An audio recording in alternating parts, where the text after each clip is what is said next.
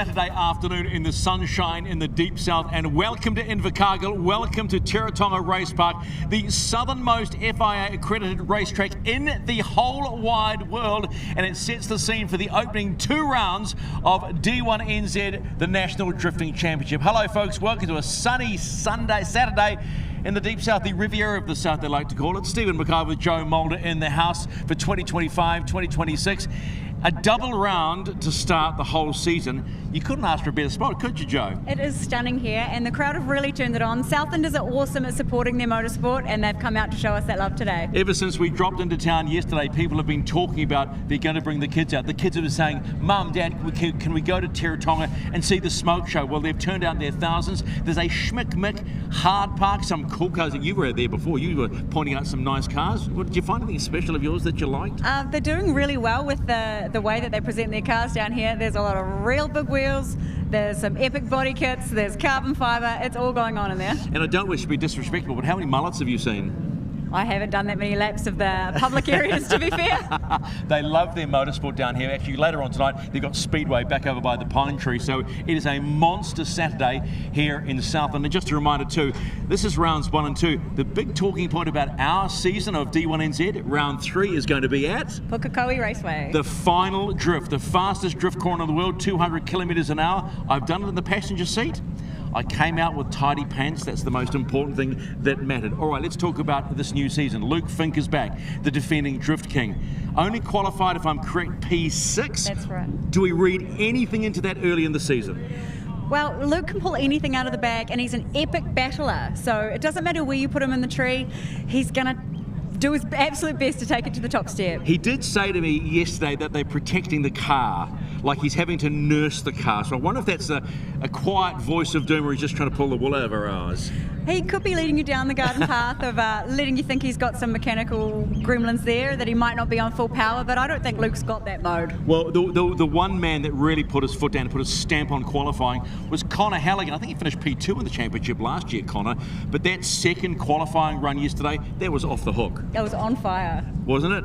And now you look at Connor Halligan, but then you think about Rhodey Knowles. And we all love Rhodey. Rhodey's one of these guys, the amalgamated car, you just can't not like. But he turned it on yesterday. He did. That's got to be his best result coming in at P4. Ryan Parry was supposed to race that car in Pro Sport. He didn't, but we have news on Pro Sport. Blake Miles, their #1 qualifier. What does he go and do?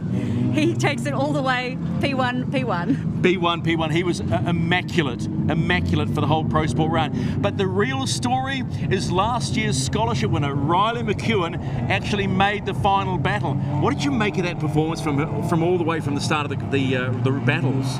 He's been really on form, and I think maybe he was chasing some mechanical gremlins last year, but he's sorted them out, and maybe that sim racing's helped him, because he was almost perfect. And he was so happy because, quote, Dad's paying the bills. I think that's just, we'll leave that one there. All right, we've got a whole lot of new judges, there's changes going on, so let's just remind you that in 2025, 2026, the competition format and some rules have changed. The 2025-2026 season is here, and we are ready to battle for the D1NZ New Zealand Drifting Championship. This is your competition format for the weekend. There are some big rule changes again this year. Line, angle and style are the scoring criteria which contribute to a qualifying score out of 100. There is a new points weighting system in place for 2026, line now making up 60% of the total score, with both angle and style now making up 20% each. After qualifying, the drivers are then set into a seeded battle tree. Each driver has a turn at leading and chasing during the battles, aiming to set or better their qualifying performance. The big rule change for 26 will see the higher qualifier get lane choice on the start line, choosing to either lead or chase first during the battle phase. The tandem scores are marked against each of the drivers' lead and chase runs, comparing lead for lead, chase for chase, culminating to a win, lose or sudden death OMT to find the winner. That is your format for the 2026 D1NZ New Zealand Drift Championship, live this weekend from Teretonga Park Raceway.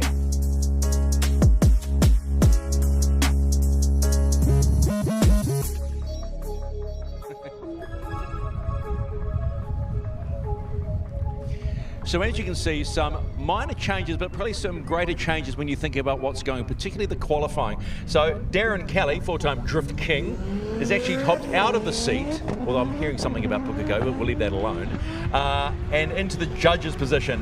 Why? I don't know. Somehow I got roped into it, but it's a cool experience. Cool to be back into D1NZ and supporting the series and helping the drivers with some, being able to be here and help with some of the, especially the judging and the format and the changes that we made for some of the criteria this year. Okay, the biggest change everybody keeps saying to me is that the highest qualifier gets in that first round to choose to lead or to chase. Yep. Why do you think that's a good idea, and where do you think that strategically plays out? Yeah, it's been something that's been floated over the years for to be implemented into the series, but I think it does give like a bit of a perk to qualifying. You do well in qualifying, you get to choose whether you lead or chase. Can be beneficial on tracks where the section's relatively long, so you get the option to choose whether you want to lead or chase to have the best benefit of your tyres. So it should be quite a factor in battles today. And something I wanted to ask you about, Darren, as the Logitech brand ambassador, is this new virtual drift thing that's launching. Tell us about that. That's kicking off from January, is it? Yeah, so that's another cool thing that's been introduced this year. We've always had virtual rundowns for the tracks that we go to. A lot of sim driving now. A lot of the drivers practice as much as they can on the sim before coming to an event like this. So now everyone at home is going to be able to participate in a virtual online series. And there's some pretty cool things in the works for what the champion will end up winning at the end of that too. So, we can say it, can't we? We can say it. Yeah. The champion actually wins a pro sport drive in 27. Yeah. Now that would have been nice if you were a young kid starting out, wouldn't it have been? Yeah. Like the amount that things have developed and evolved in the sport since I started is incredible. Like you see some of the drivers who have never even been in a real car before come out and drive a car for the first time, and they're better than a lot of the guys were when we started out. Well, so you look at like Riley McEwen today going P2 in the pro sport. He was out there like a pro. He was near faultless, but that's just experience. Yeah, and like you learn, it just completely compresses your learning curve and like your muscle memory, and you turn up at the track and you're ready to go, and like you see it on the battles now. Like people figure the tracks out quicker, the battles are cleaner, everyone's battling chase runs and everything has really stepped up. So a lot of that comes down to sim driving. There is pros and cons to it. Like there's only so much you can take from that before you have to get in the real car, and then you've got all the feel and the inertia and everything from the car itself to learn and understand, and then car setup and everything like that as well. But it gives you a massive head start. Well, and it's a massive prize. They actually did that in the America's Cup last year in Spain. They did a virtual sailing competition, and the winner actually went out on the water in Barcelona. All right, before we look at the track rundown, how would you attack this course? Because they're going to run the opposite way tomorrow. Yeah, so this is a bit of a new layout in both directions. We've got different clipping points and zones for the section we're running today, but we've tried to design it in a way that flows well, is a good challenge to the drivers, creates good battles. We're trying to force the lead driver to take a wider line throughout the whole section to really allow the chase driver to stay with them and put on it like a good lead. Obviously, to do a good chase, you need a good lead. So hopefully we've created that with the criteria that we've made for this track. Worked relatively well in pro sport. There were some really good battles towards the end in the top 4 there. Some of the practice battles we've seen today are really looking really good. So the weather's good, and hopefully the pro battles will be exciting. He never spoke this much when he was a race car driver. Suddenly he's a judge and he's like yabbity. No, appreciate it. Let's take a look at what Darren thinks of the track and have a close look. Here's the track, Teretonga.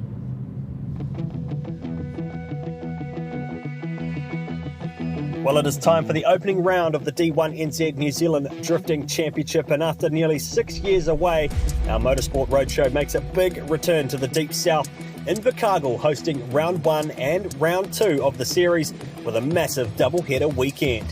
Invercargill, of course, is where the legend of Burt Munro began, with motorcycles and motor racing history making up a big part of the local scene, with plenty of tourist opportunity in the central city and out abroad to Stewart Island and some epic Deep South New Zealand scenery.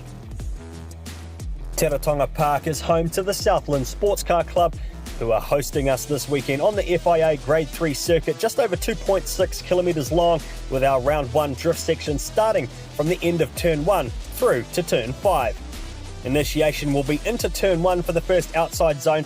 Lead car in the left lane, it'll be a Scandi flick on power initiation that scores well on entry here, and this is a very fast-flowing circuit to start the season. There are 5 outside scoring zones to look out for, with a wide line goal set out by the judges for this event. On board now for a virtual lap thanks to Logitech and a standing start out of the Monster Energy start gate, plucking through to higher gears with plenty of acceleration into the first outside zone. A lot of the teams will be running 3rd or 4th gear on entry and even plucking gears mid-drift through to 5th or 6th, depending on the diff ratio. This is a fast-flowing, narrow circuit that needs plenty of power and the correct line to make it work well in the tandem eliminations. Keep an eye on outside zone 5 on the right-hand side of the track. This will be a decel zone with a lot of off-throttle time before getting the car settled and powering out over the finish line.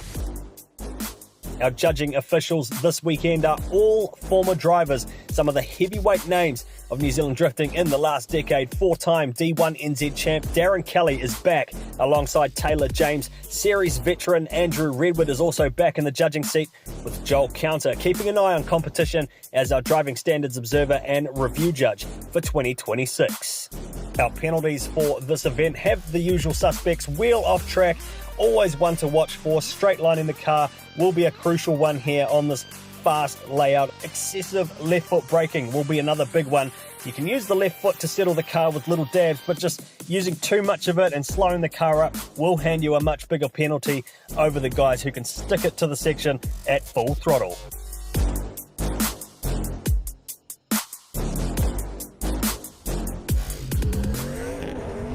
Understanding of what is going down and how you can understand the rules and what the judges are looking for in D1. We talked with Darren about the track itself, but you said narrow. What was that about? Yeah, so the guys talk about how this is a fast-flowing open track, but it's also very narrow, so it does make the guys hold back on how much angle they're able to stack on and how much room they've got to correct things when they do go wrong. So when you're seeing a lot of angle, they are being brave and they're just fearless, right? That's right. And that's why we love D1NZ. The Smoke Show in the South has a new judge. He was very, very good in the car. His name is Taylor James, and Joe spoke to him. All right, Taylor, you're no stranger to D1NZ. You've been a driver for, what did you say, 8 years now? 8 years, I think. Yeah. And now you're moving over to judging. Yeah. How do you feel about that? Yeah, something different for us, like seeing it from a different angle, I guess, and something different for the sport. Yeah. Different for me, new for me.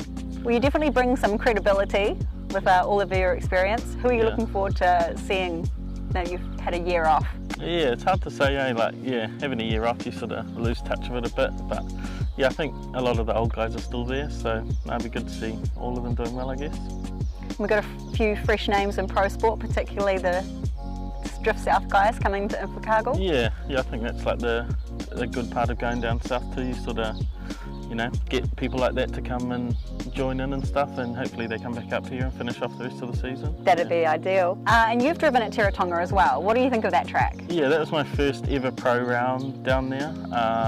So sort of all new to me as well, going to a 265 tyre, but no, it was cool. Yeah, fast-paced, full-paced track.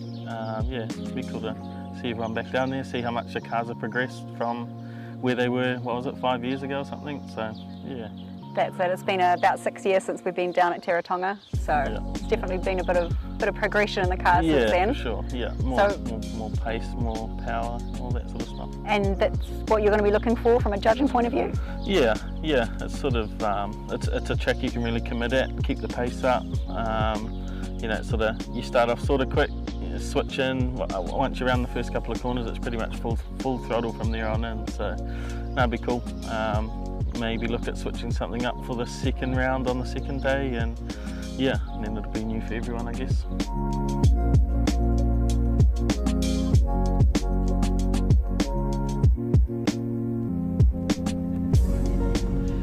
Taylor James, Darren Kelly and Andrew Redwood are your judges for 2025-2026. Now, we saw in Pro Sport Riley McEwen, last year's scholarship winner, make his first ever Pro Sport final and come in second. Well, here's your new scholarship driver, and this is Cody Lineham. Welcome to the show. How are you feeling? Oh, thank you. I'm feeling all right. Just good, yeah.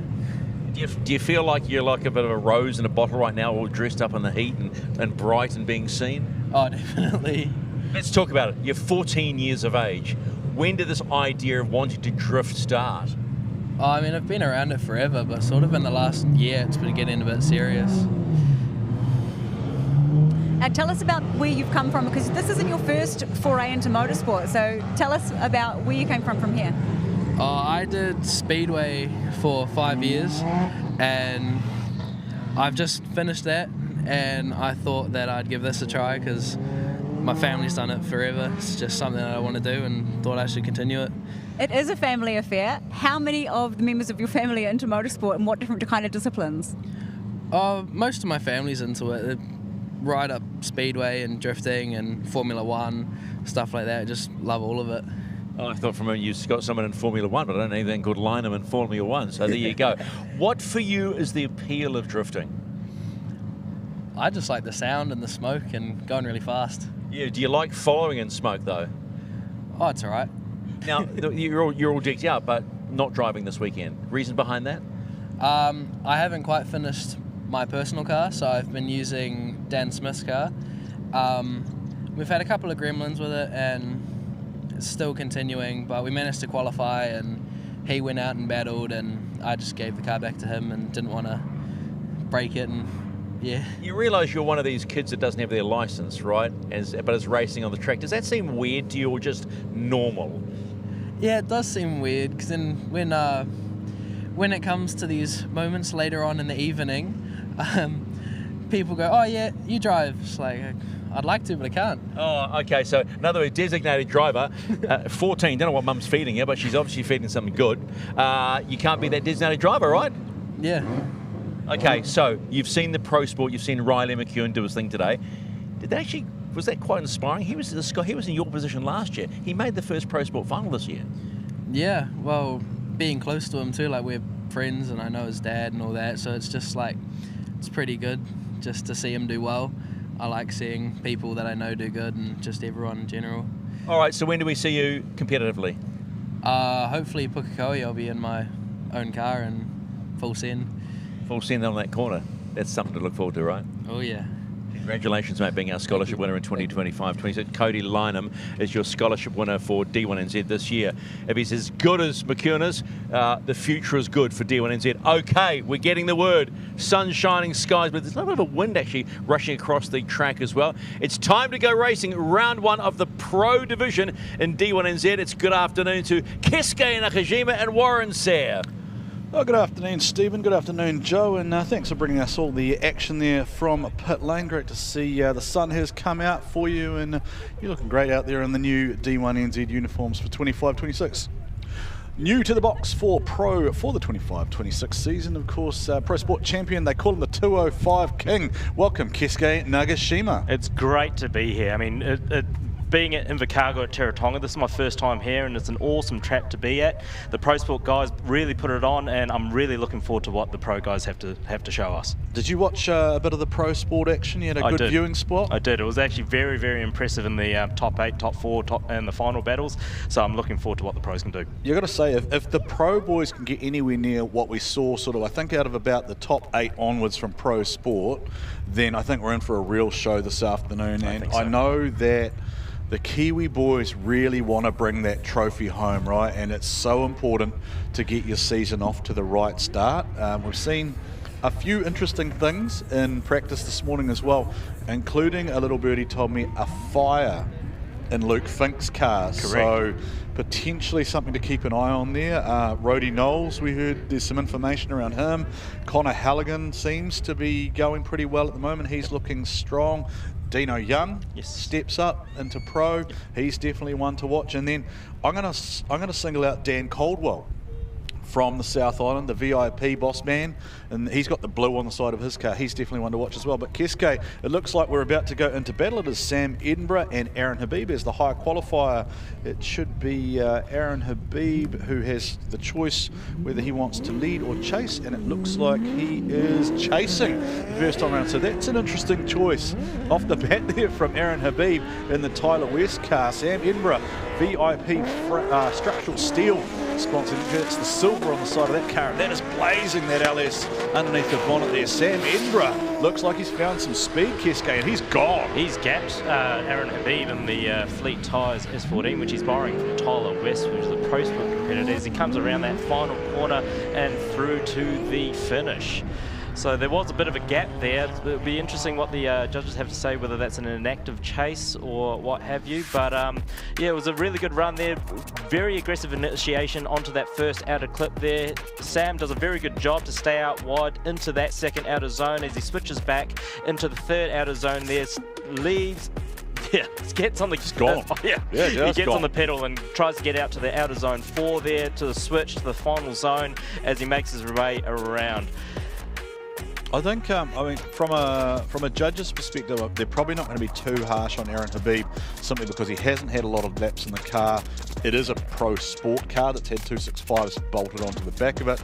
It actually looks like they got David Hunter's wheels on the back of that car there. So I don't think an active chase will come into it. I think it's more just a case of he kind of got smashed out front by Sam Edinburgh. And look, again, we go back to that 10-point kind of scale when it's hard to go anywhere other than sort of a 7-3, even an 8-2 kind of score there in the old school kind of format. The question now, I think, for Sam is how does he attack this battle here? How is he going to adjust to Aaron in the lead here? So as they come back around into the start grid, be interesting. I mean, realistically, again, with the new rules about the higher qualifier being able to choose whether they lead and chase is actually a strategic move. Oh, sorry, I did put you wrong there. I read that as 18. Sam Edinburgh was actually the higher qualifier as 16, so it was his choice. It was his choice. Yeah, sorry. So sorry, it's hard to. It's a bit of a smudge on the paper there. 16 and 18 have become very similar, but there's that rolling burnout from Aaron Habib, and that I do think that's throwing Sam Edinburgh off a little bit there in terms of he wasn't really sure what to do there. Yeah, he's done pretty well to keep that proximity on Aaron there as he comes into the second outer zone,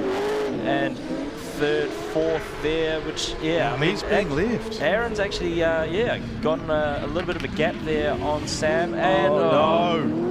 That was you. As we talk about it, there was a very big correction by Aaron there on that last corner. So congratulations, your first pro commentator's hex on D1NZ commentary. It's certainly not your first rodeo. You've done a bit of commentary around the place, but calling for D1 here. Well done, mate, for the 25-26 season. Get that one out of the way earlier. And what is it? In the first battle of the day. First battle, tick that box. Yeah.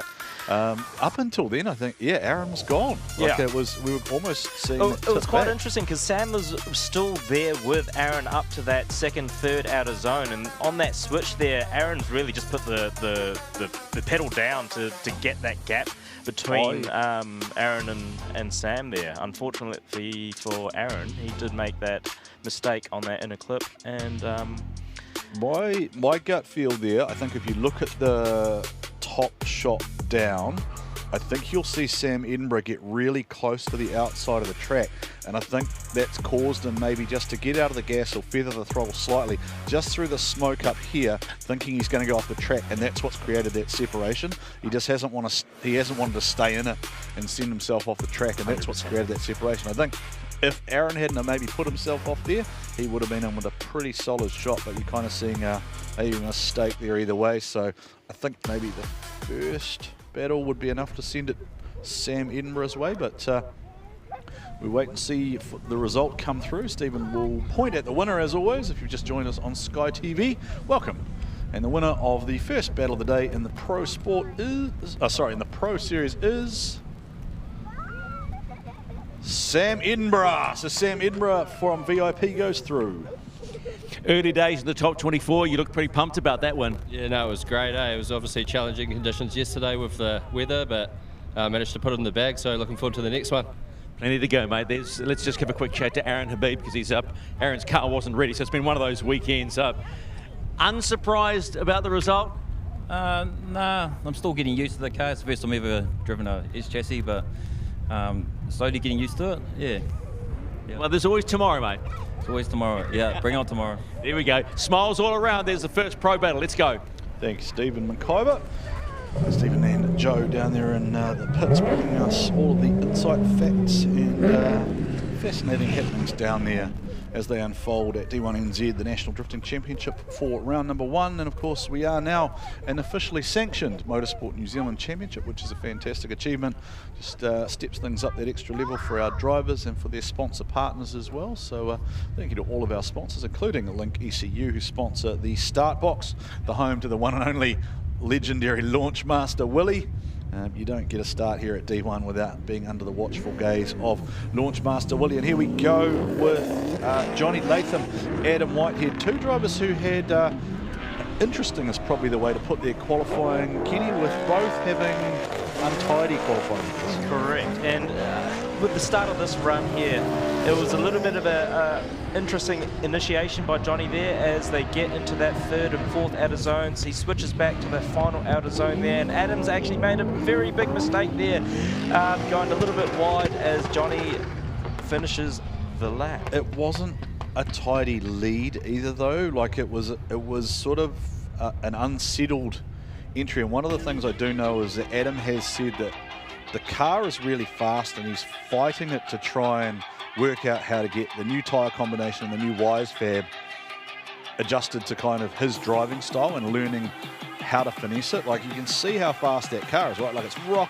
Like, Johnny's car is a 900 horsepower TRD NASCAR motor, and I think Adam has had a bit of a challenge there, working out where to place the car and not wanting to just smash into the side of Johnny a little bit, because you see Johnny initiated and then came out, so I almost wonder if that will be zeroed. Maybe a re-initiation there, so really see what, it'd be interesting what the judges have to say about that. But at the end of the day, I mean, there's a huge, from a judge's point of view, there is a huge point in outer zone 1, which is that initiation point. So trying to get as wide as you can there, and then the other 2 points is outer zone 4 and 5. So that opens the door up then for Adam on his lead run. If he can get right out wide, that really will force Johnny to have to go with him.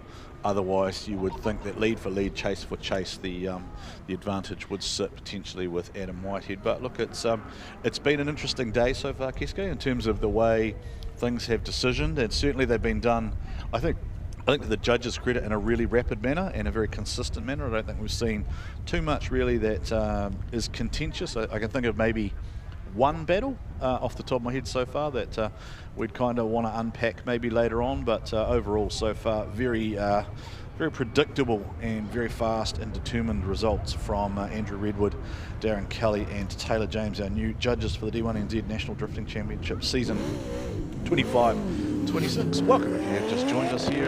We are in Invercargill at the bottom of the South Island of New Zealand.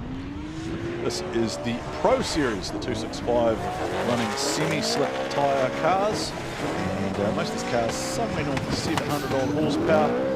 Adam Whitehead out front, sponsored by Pertec, as the 2JZ absolutely singing underneath the bonnet there, and Johnny Latham just not really able to offer much there in terms of resistance in the chase position. Keisuke, I think lead for lead there, you definitely hand that one to Adam, much tidier. 100%. And one of the things with the previous run was Johnny's lead wasn't a chaseable, it may not have been a chaseable lead. We'll see what the judges have to say, but Adam putting on a beautiful lead on his lead run there as he comes into the third outer zone, nails that zone there, goes into the outer zone 4. He comes off a little bit early there, but makes it work for that final zone as he comes around, puts the pedal to the middle to get around to the finish. The argument will be, I think the point of contention will be, as you identified, was there a re-initiation from Johnny Latham? Because if there's a re-initiation or entry, then effectively that messes up the entire chase run for the chase driver, and therefore it's very hard to award it any other way than in favour of the chase driver, who hasn't been given the opportunity to drive in behind a good chase, a good lead run. Yeah, 100%. A little bit, yeah, you're right. A little bit untidy at the end from Adam. I didn't pick up the shallow line on the outer 5 there as he closed out that section. Another one of our wonderful Invercargill hairstyles there being shown, Keisuke. We are right in the deep south where there is definitely some unique fashion style going on. And we're about to get a result lock in here. And we'll slide them left or slide them right, or we'll sit, well, it'll light up both sides actually for one more time. Result coming hopefully.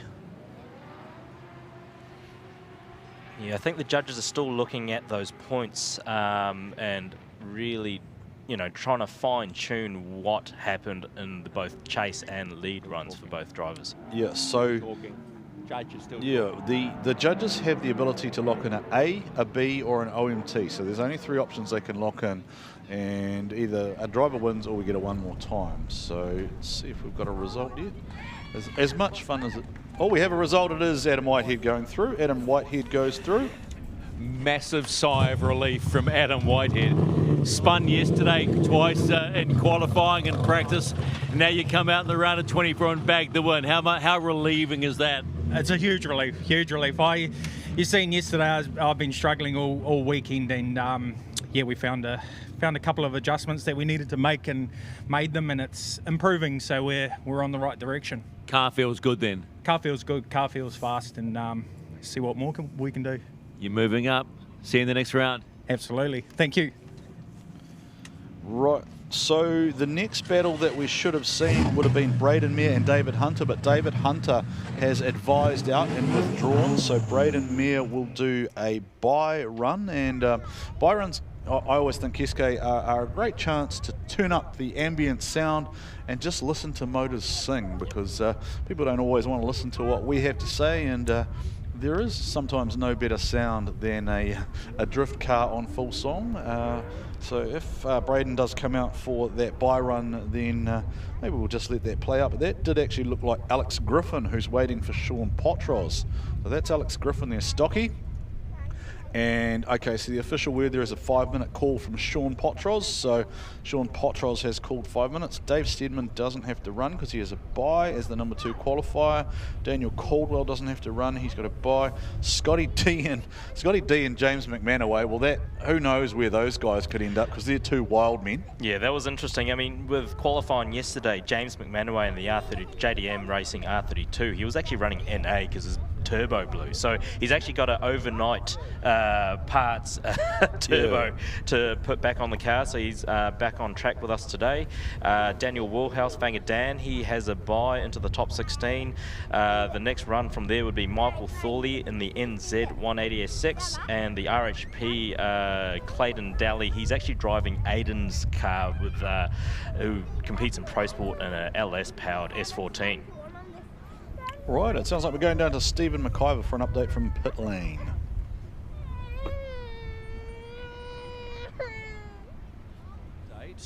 Here we go. Mic turned on. Thank you. It's not an update. This is Gavin Booth from the Cancer Society, and actually it just reminded me, because Joe's been saying, can you please slip, slop and slap, Stephen? But Gavin's here from the local Cancer Society. What's going on, my friend?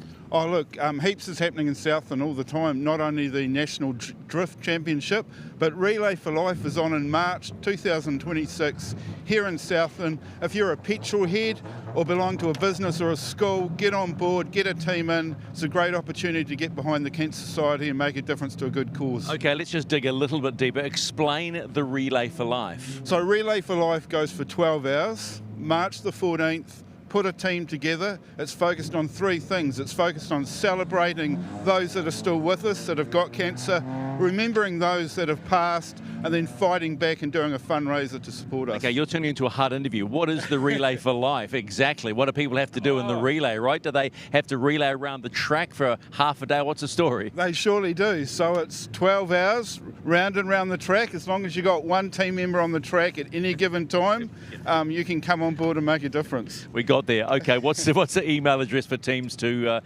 register for it? So the best way of contacting us is Google Relay for Life Southland 2026. 2026. Are you doing the Relay for Life? I sure am. I'll probably be on the track just about 12 hours. Really? Or will you be walking, running, jogging, or pushing a wheelbarrow or something? I might have to go to the gym first to run, but definitely walking around. Appreciate the good work that you and the Cancer Society around the country do. Is there one simple message for folks when you talk about this? Look, reach out to the Cancer Society. Cancer affects 1 in 3 New Zealanders, and we're here to support you nationwide wherever you live. Appreciate the magnificent work you and the team do. That's great, thank you. There you go, Relay for Life. Get to the gym, pal. Let's get back. Thank you, Stephen. I can see the sun's come out. Maybe consider wearing a hat or something. You might need a bit of shade, mate. I don't want you getting sunburnt, so consider wearing a hat. Slip, slop, slap, a very important message here for everyone in attendance at D1NZ round number 1 at Teretonga, particularly if you've got little ones with you as well. Always make sure that little ones are well covered in sunscreen. So hello from our little corner of the world here. Keisuke Nagashima with me. My name is Warren Sare. I've been doing this for near on 20 years, Keisuke. A couple of people just stopped me in the pits before and said, how long have you been doing this for? And I sort of said, well, you know how we're playing the ad for Pukekohe? Well, I've been around since we went to Pukekohe when we first started this thing. Yep. I've had a couple of retirements, much like Kenny Ruddle and a few others. I wouldn't call them retirements, Warren. Sabbatical. I'd call them breaks, right? Yeah, I got fired. I got fired. I got the Donald Trump, you're fired. But I went away for a little while, came back, just haven't been able to stay away, and I feel like a lot of people are like that. Pukekohe's the place that they fell in love with drifting the first time, certainly for our northern visitors, and for those from the south who haven't experienced it before, I would book flights now. I'd get on the accommodation early and come to Pukekohe because it's going to be special. I heard you might be driving as well on the Sunday potentially. If I can, I'd love to, right? I mean, it's one of those things, I'm supposed to be taking a break and I don't have my car here, so I'm trying to get a car to drive at Pukekohe to get engaged, because I mean, at the end of the day, I think it's the same for a lot of drift fans. Pukekohe was the course that started it for everyone, right? It was the one that everyone fell in love with a high speed entry and everything else. I mean, Teretonga is very, very fast too, and is a very exciting track to be at and watch too. So it's awesome to be here as well, but yeah, I'd love to be at Pukekohe as well, round 3. Speaking of fast and exciting, Scotty Dinsdale, Scotty D in the BMW E92. Now, we saw him yesterday and he was hooked up. He was gripping and ripping, like it was lifting both front wheels almost, coming out of 5. We're about to see, actually it does look like Alex Griffin is going to take the opportunity. Now, Sean Potros has failed to make the line. Sean Potros has failed to make the line within his allocated 5 minutes, so he is officially out. So this is really just a chance for Alex Griffin to get a look at track conditions. So Stocky will go through and there'll be a battle of the Tauranga-ites.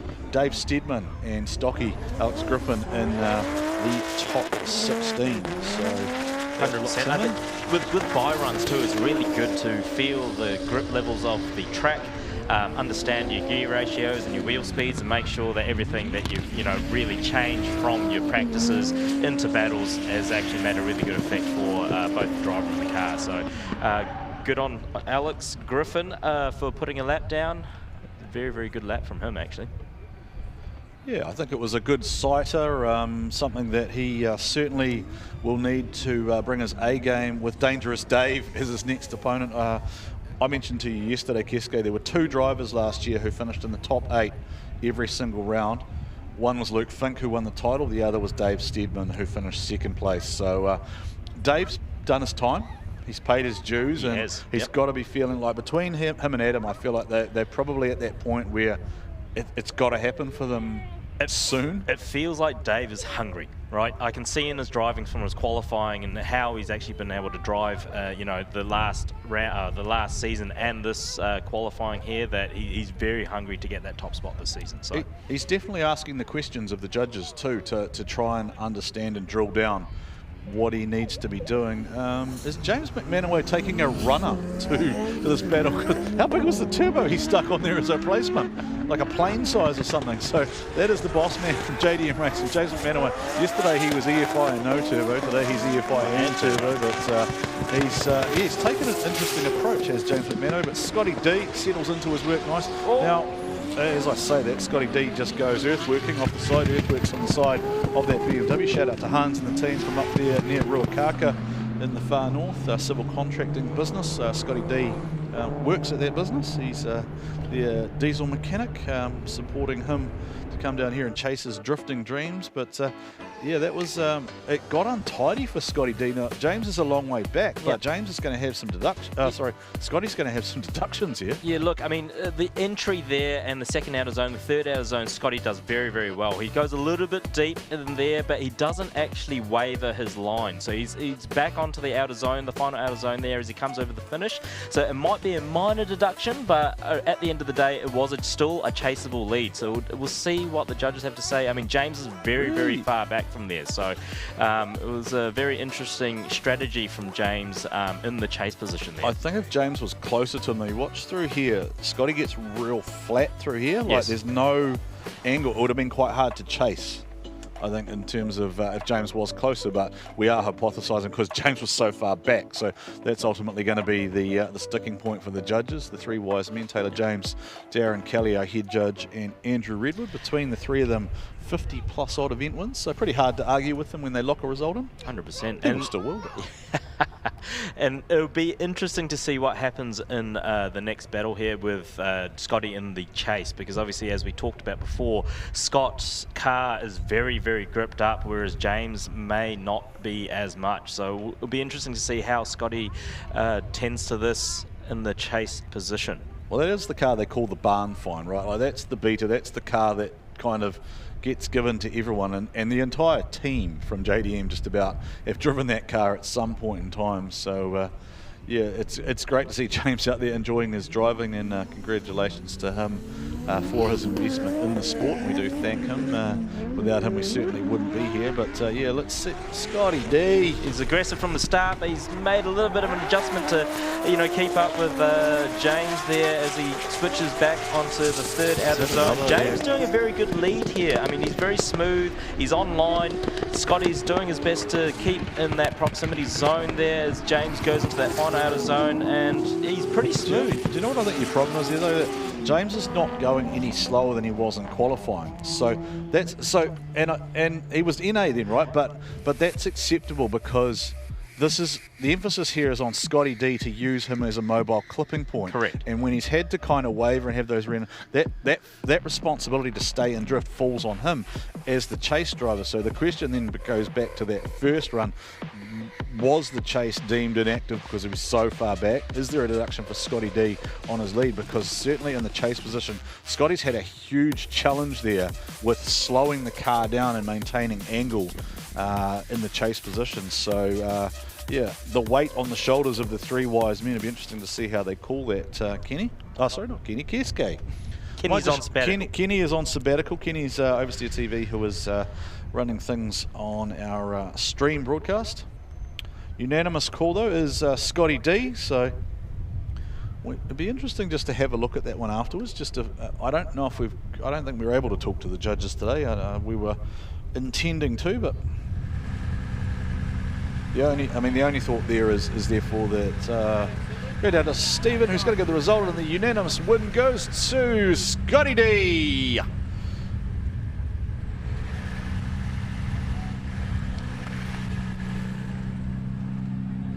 Well, you look pretty satisfied, Scotty, about that run. Is there anything you didn't like about it? I can't get my lead on the first corner. I'm struggling a bit, and I keep pushing wide on that fourth outer zone. But the car's got good pace, but it's been a while. I've been doing a lot of training at Drift Wars, which has been good. But Hans and Tanya Earthworks, I just can't be more, like, they are so good to me. They help me out with all this stuff, and I can't wait to get into them. I'm happy to be back.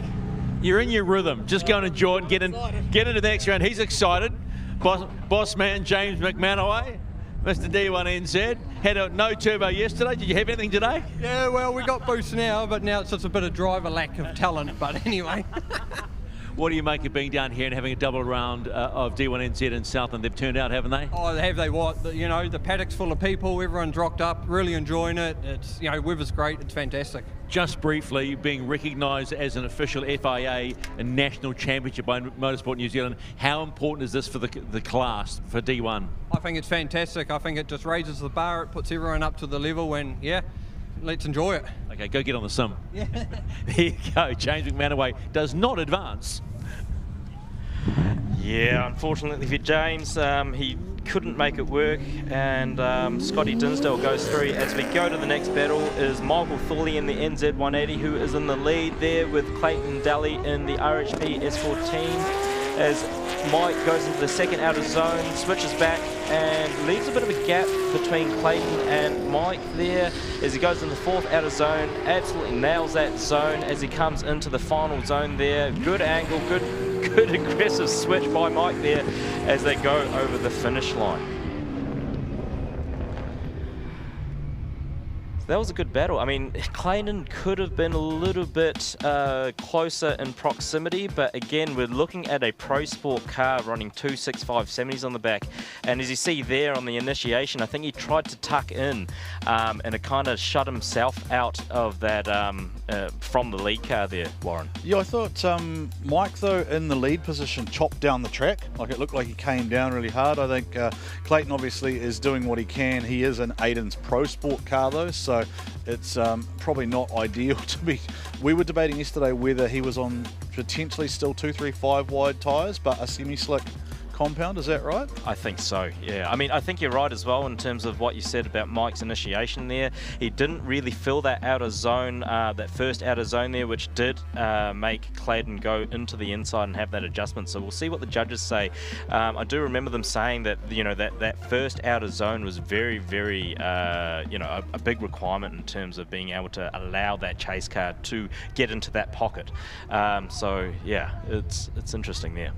Yes, it's crucial as you leave that Link ECU start line just to get yourself into the right position, set you up for the ideal lead run or the ideal chase run. So I think, yeah, what we are seeing, and it has been pretty defined throughout the whole event, is a huge emphasis on that lead run. And yeah, getting that probably out of if there's probably if there is a, again, we mentioned it yesterday, if there's a criticism maybe of some of the things Mike has done, is he sometimes drives that 98-99% safe run. Is that a false start there? Out of the Link ECU start box, Launchmaster Willie sent them on their way, and Clayton's gone and Mike went nowhere. And that's untidy as to out the 3, 4 and 5 and out through the Smick exit here at Teretonga.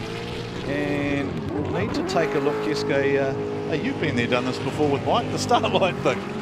I have, yeah, I have jumped and start. I don't know whether there was a jump by Clayton or if Mike actually might have stalled it at the line. Oh, okay.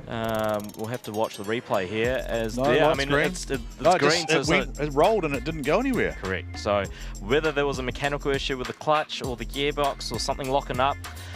You know, obviously with the race gearboxes, the dog boxes that you use, sometimes can be temperamental going into gear, so we don't know what's happened with Mike there, but Clayton putting on a beautiful lead there, filling that fourth outer zone very nicely, going late for that switch and putting on the angle. Unfortunately, a little bit of an adjustment there onto that final outer zone and the finish line, but yeah, very clean run overall by Clayton in the Pro Sport So car.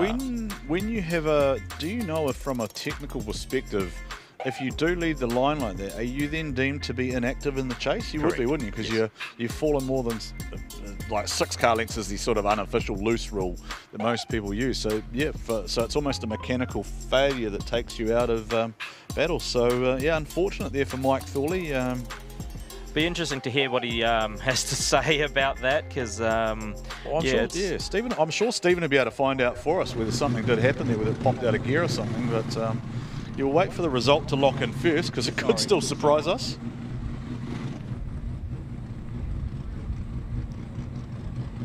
Who's going to get it?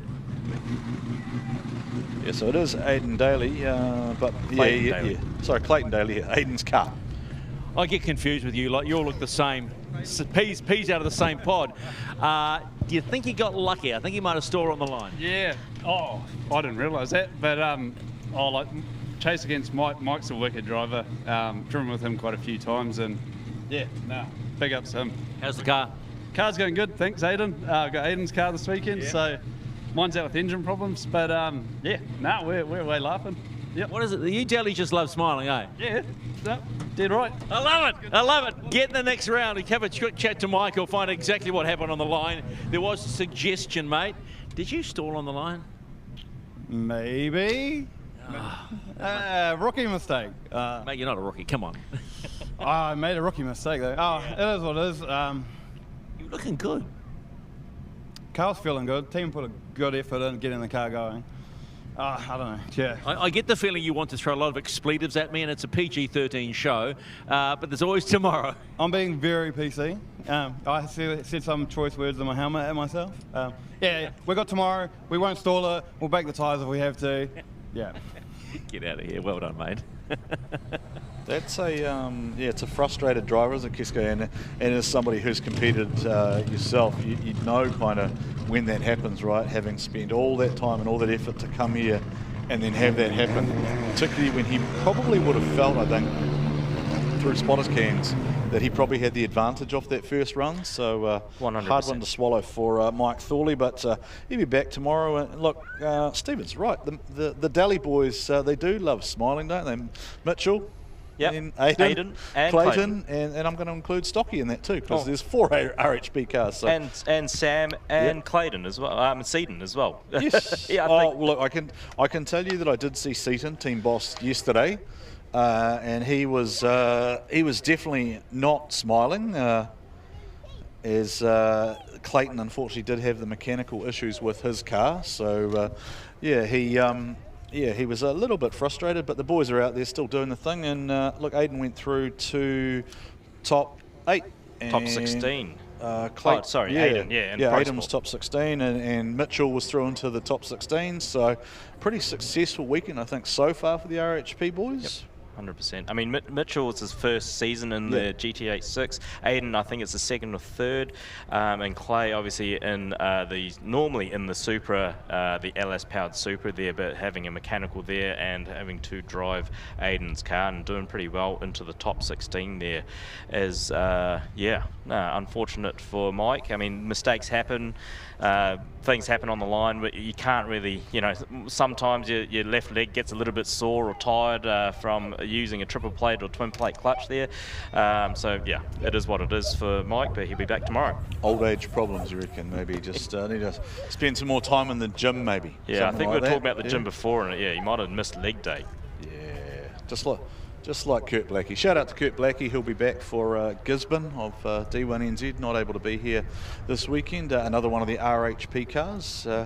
Shout out, of course, to our sponsors this weekend, Link ECU, who sponsor the Start Box, GT Radial, our official replay sponsor, Logitech, of course, who are sponsoring the eSports series.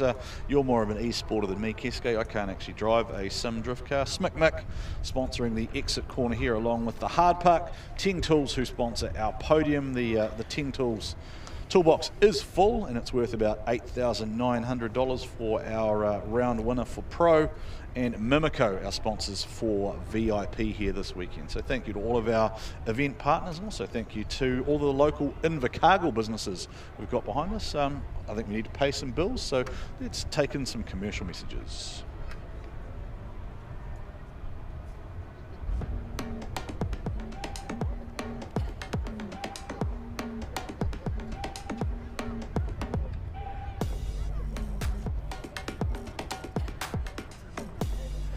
Alrighty, so a health and safety announcement. If you're on the racetrack, you shouldn't be. Only our race cars should be. We can't do any drifting while you are standing on the track. If you are in an area where you should not be, please move yourself to a safe spot as soon as you can. Until you do so, we can't go racing. So if you can see someone who's somewhere they shouldn't be, please politely, or if they're a little bit slow, not so politely, ask them to move, because I would quite like to see some more drifting, Keisuke. Things are starting to get exciting here at D1NZ. We want to go drifting, so if you're on the track and you shouldn't be, just get off. Yeah. But pretty much that simple. If you're on the track and you won't...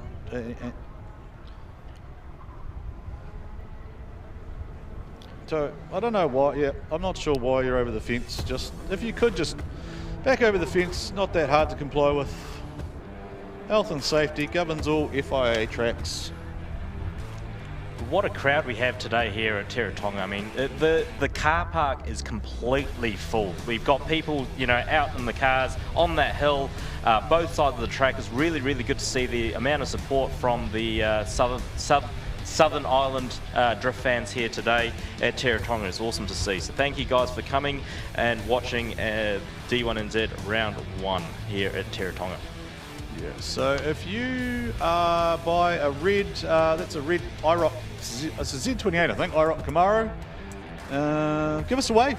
A couple of young fellas there on the on a couple of chairs. Give us a wave, guys. Yeah, you just stood up and you sat down. Give us a wave. You're in front of a red Camaro. Just give us a wave if you're along the fence. It's great to see you here at D1NZ round number 1 of the National Drifting Championship. Just trying to get things tidied up. We're going to fly a drone over. So we're going to fly a drone over and just get some crowd shots. If the drone comes overhead, give it a wave. You're on TV, you're on Sky TV, there's the drone, give it a wave. Yeah, you guys got the message, give it a wave, there we go. Along the bank, standing on top of the ute, give it a wave, on the ute again. Good man give it a from one of the wave, boys. give it a man a wave, there we go. Hand gestures, I think that one was for Invercargill. I think it was an eye for Invercargill, that was what that one was. Yep, 100%. Up and over the tower we go, there's our cameraman George and the team, there's a nice green hoodie shot. Let's go back the other way, how fast can we go, George? Show us how fast it can go, George. George told me 200k an hour, but not for very long. It looks like it's 200k's an hour. And then it falls out of the sky very rapidly. We don't want that to. So basically what he said happens is you can run it at max speed, and then you have to bring it back and charge it because it basically uses all of its power. So yeah, a few interesting crowd shots there. Some fantastic fashion specimens here down here in Invercargill. Keisuke, they're loud and proud with the moulet down here, obviously, and what's the other favourite one at the moment? I think it's the broccoli head. Yeah, I don't know if it's officially called a broccoli head, but I don't know. I don't know what it's really called. Look at, oh no, Keisuke, there's something. Mate. There's something you're excited about. Yeah, an old Toyota. A little KE. I think the number plate says Toyota on it, which is pretty cool. I reckon it's Toyota. Yeah, it could be Toyota. Yeah, the rotary scene here is pretty big in the old KE, so it's pretty good to see, as well as the, I think it's a old Falcon or Valiant? Yeah, it's a Ford. I'm pretty sure it's a Ford. What'll happen now is Tony G will jump straight into my chat and go, bro, what are you talking about? Clearly that is this, and you'll tell me exactly what year it is. Yeah, I've got an excuse because I'm Japanese, so I'm more of a JDM enthusiast, but I do like my old Falcons, I tell you what. So yeah, the brief delay in proceedings here just due to public being where they shouldn't be, and we need to tidy that up before we can go drifting again. We want to ensure everyone's safety on track here, so 100%. All right, mate. Let's just, while we're doing this, let's take a look at the tree. What stands out for you battle-wise that we've still got to see coming? Right, so on the top 24, we've got Justin Patterson in the MTF Finance S15 versus Jeremy Slamet in the JDM Racing JZA80 Supra. Did they get that going again? I think so. I think I saw this morning Jeremy was looking for a 2JZ water pump, but he might have not found one. He actually made it work by welding one of the pulleys back onto the water pump. Oh. So fingers crossed that does get back onto the line, and we see him out there, because Jeremy was looking pretty good other than his mechanicals. So and looking at the top 16 tree here, we got the battle after Justin and Jeremy will be Connor Halligan and Sam Edinburgh. Right. Dean so, mate, Young, I'm just going to Adam quickly Davies. throw down to Stephen with another guest with him. We're here on the dummy grid, and one man that has done a lot of off-season work on his car. I like to think it's maybe the Amalgamated Roofing Yellow Submarine, but Roddy Knowles probably one of his better qualifying positions in P4. You must be feeling good, about the car and just the way you've jumped out to the start of the season. Yeah, look, Steve, like, to be honest, it's been a huge effort in the off-season.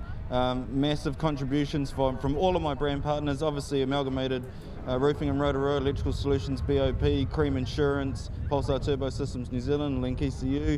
But today's big shout out is to my family, who have taken a massive amount of time out of their lives to make sure that we are here today. My wife Bex, my son Brad, my two daughters Ella and Sasha.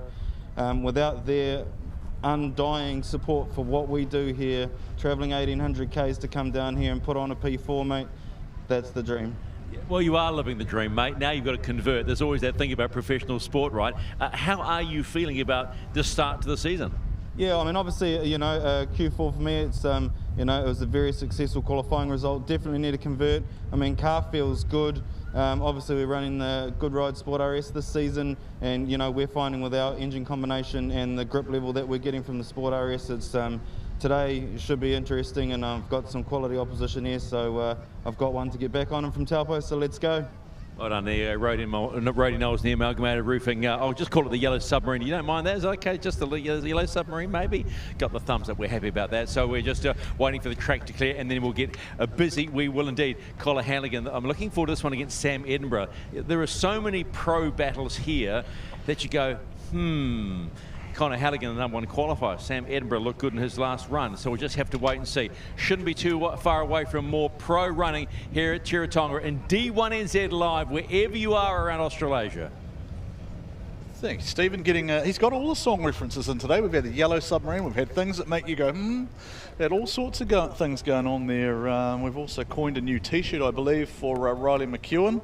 Hashtag Daddy's Pain. That's the one. Going to do that. We're going to do that one side by side with Z-Mere Daddy Money T-shirt. I reckon that's a good one. We're going to take in a couple of crowd shots here. So if you got something special that's parked up in the hard park, we want to see what's down there. I can see a beautiful looking Sylvia there, Keisuke. I can see a couple of GTR Skylines. I saw a pretty nice looking Evo rolling in before. Looked like an Evo 3 on a set of RPO 1s, something that is dear to my heart. So hopefully we'll pick up a couple of shots of that. But mate, I did interrupt you. You're midway through just analysing that 16 for me. 100%. So we had Connor Halligan and Sam Edinburgh in the top 16. We had Dean Young versus Adam Davies, Roddy Knowles, who was just on before, with Adam Whitehead, Ben Jenkins in the Phoenix S15 against Braden Mayer, Dave Steedman in the Mimico S14 versus Alex Griffin in the RHP S15, Daniel Caldwell versus Scott Dinsdale, Fangadan Woolhouse and Clayton Daly. That rounds up the top 16 until we figure out who is the last spot against Justin Patterson and Jeremy Slammett. Alrighty, so great chance then, Keisuke, to pay some bills, check out some quick commercial messages, and we'll be back with you shortly.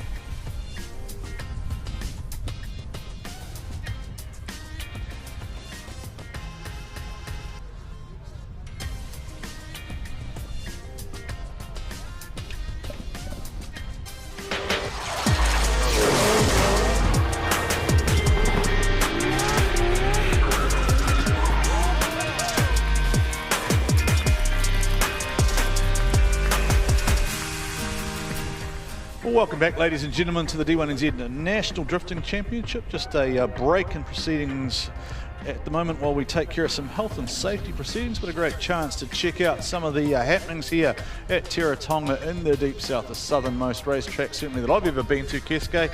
Not sure about you, but we are right at the bottom of the South Island for our international viewers. Just taking a look at the moment over the top of the pit area, and we are going to go down there very shortly for a bit of insight and information from Stephen and Joe. But we're going to take a look at the Mick Hard Park, one of the features here at Teretonga, and look at some of those show cars. Keisuke, a little something for everyone. I can see an Integra, S14, Sil 80, a 4-door 32, I think it is. It's Jaden Ellish's S13. I had a look. Did you look at that Nectar HQ before with the big motor hanging out the front of it? That Nectar, that thing is cool. The old Holden's, the 350Z there. That's a Chaser. Yep. Looks like it's had some pretty pristine paint work done on it. Very clean S13 there, an A31 Sphero. There's a RX3 wagon for all your rotary fans there as well.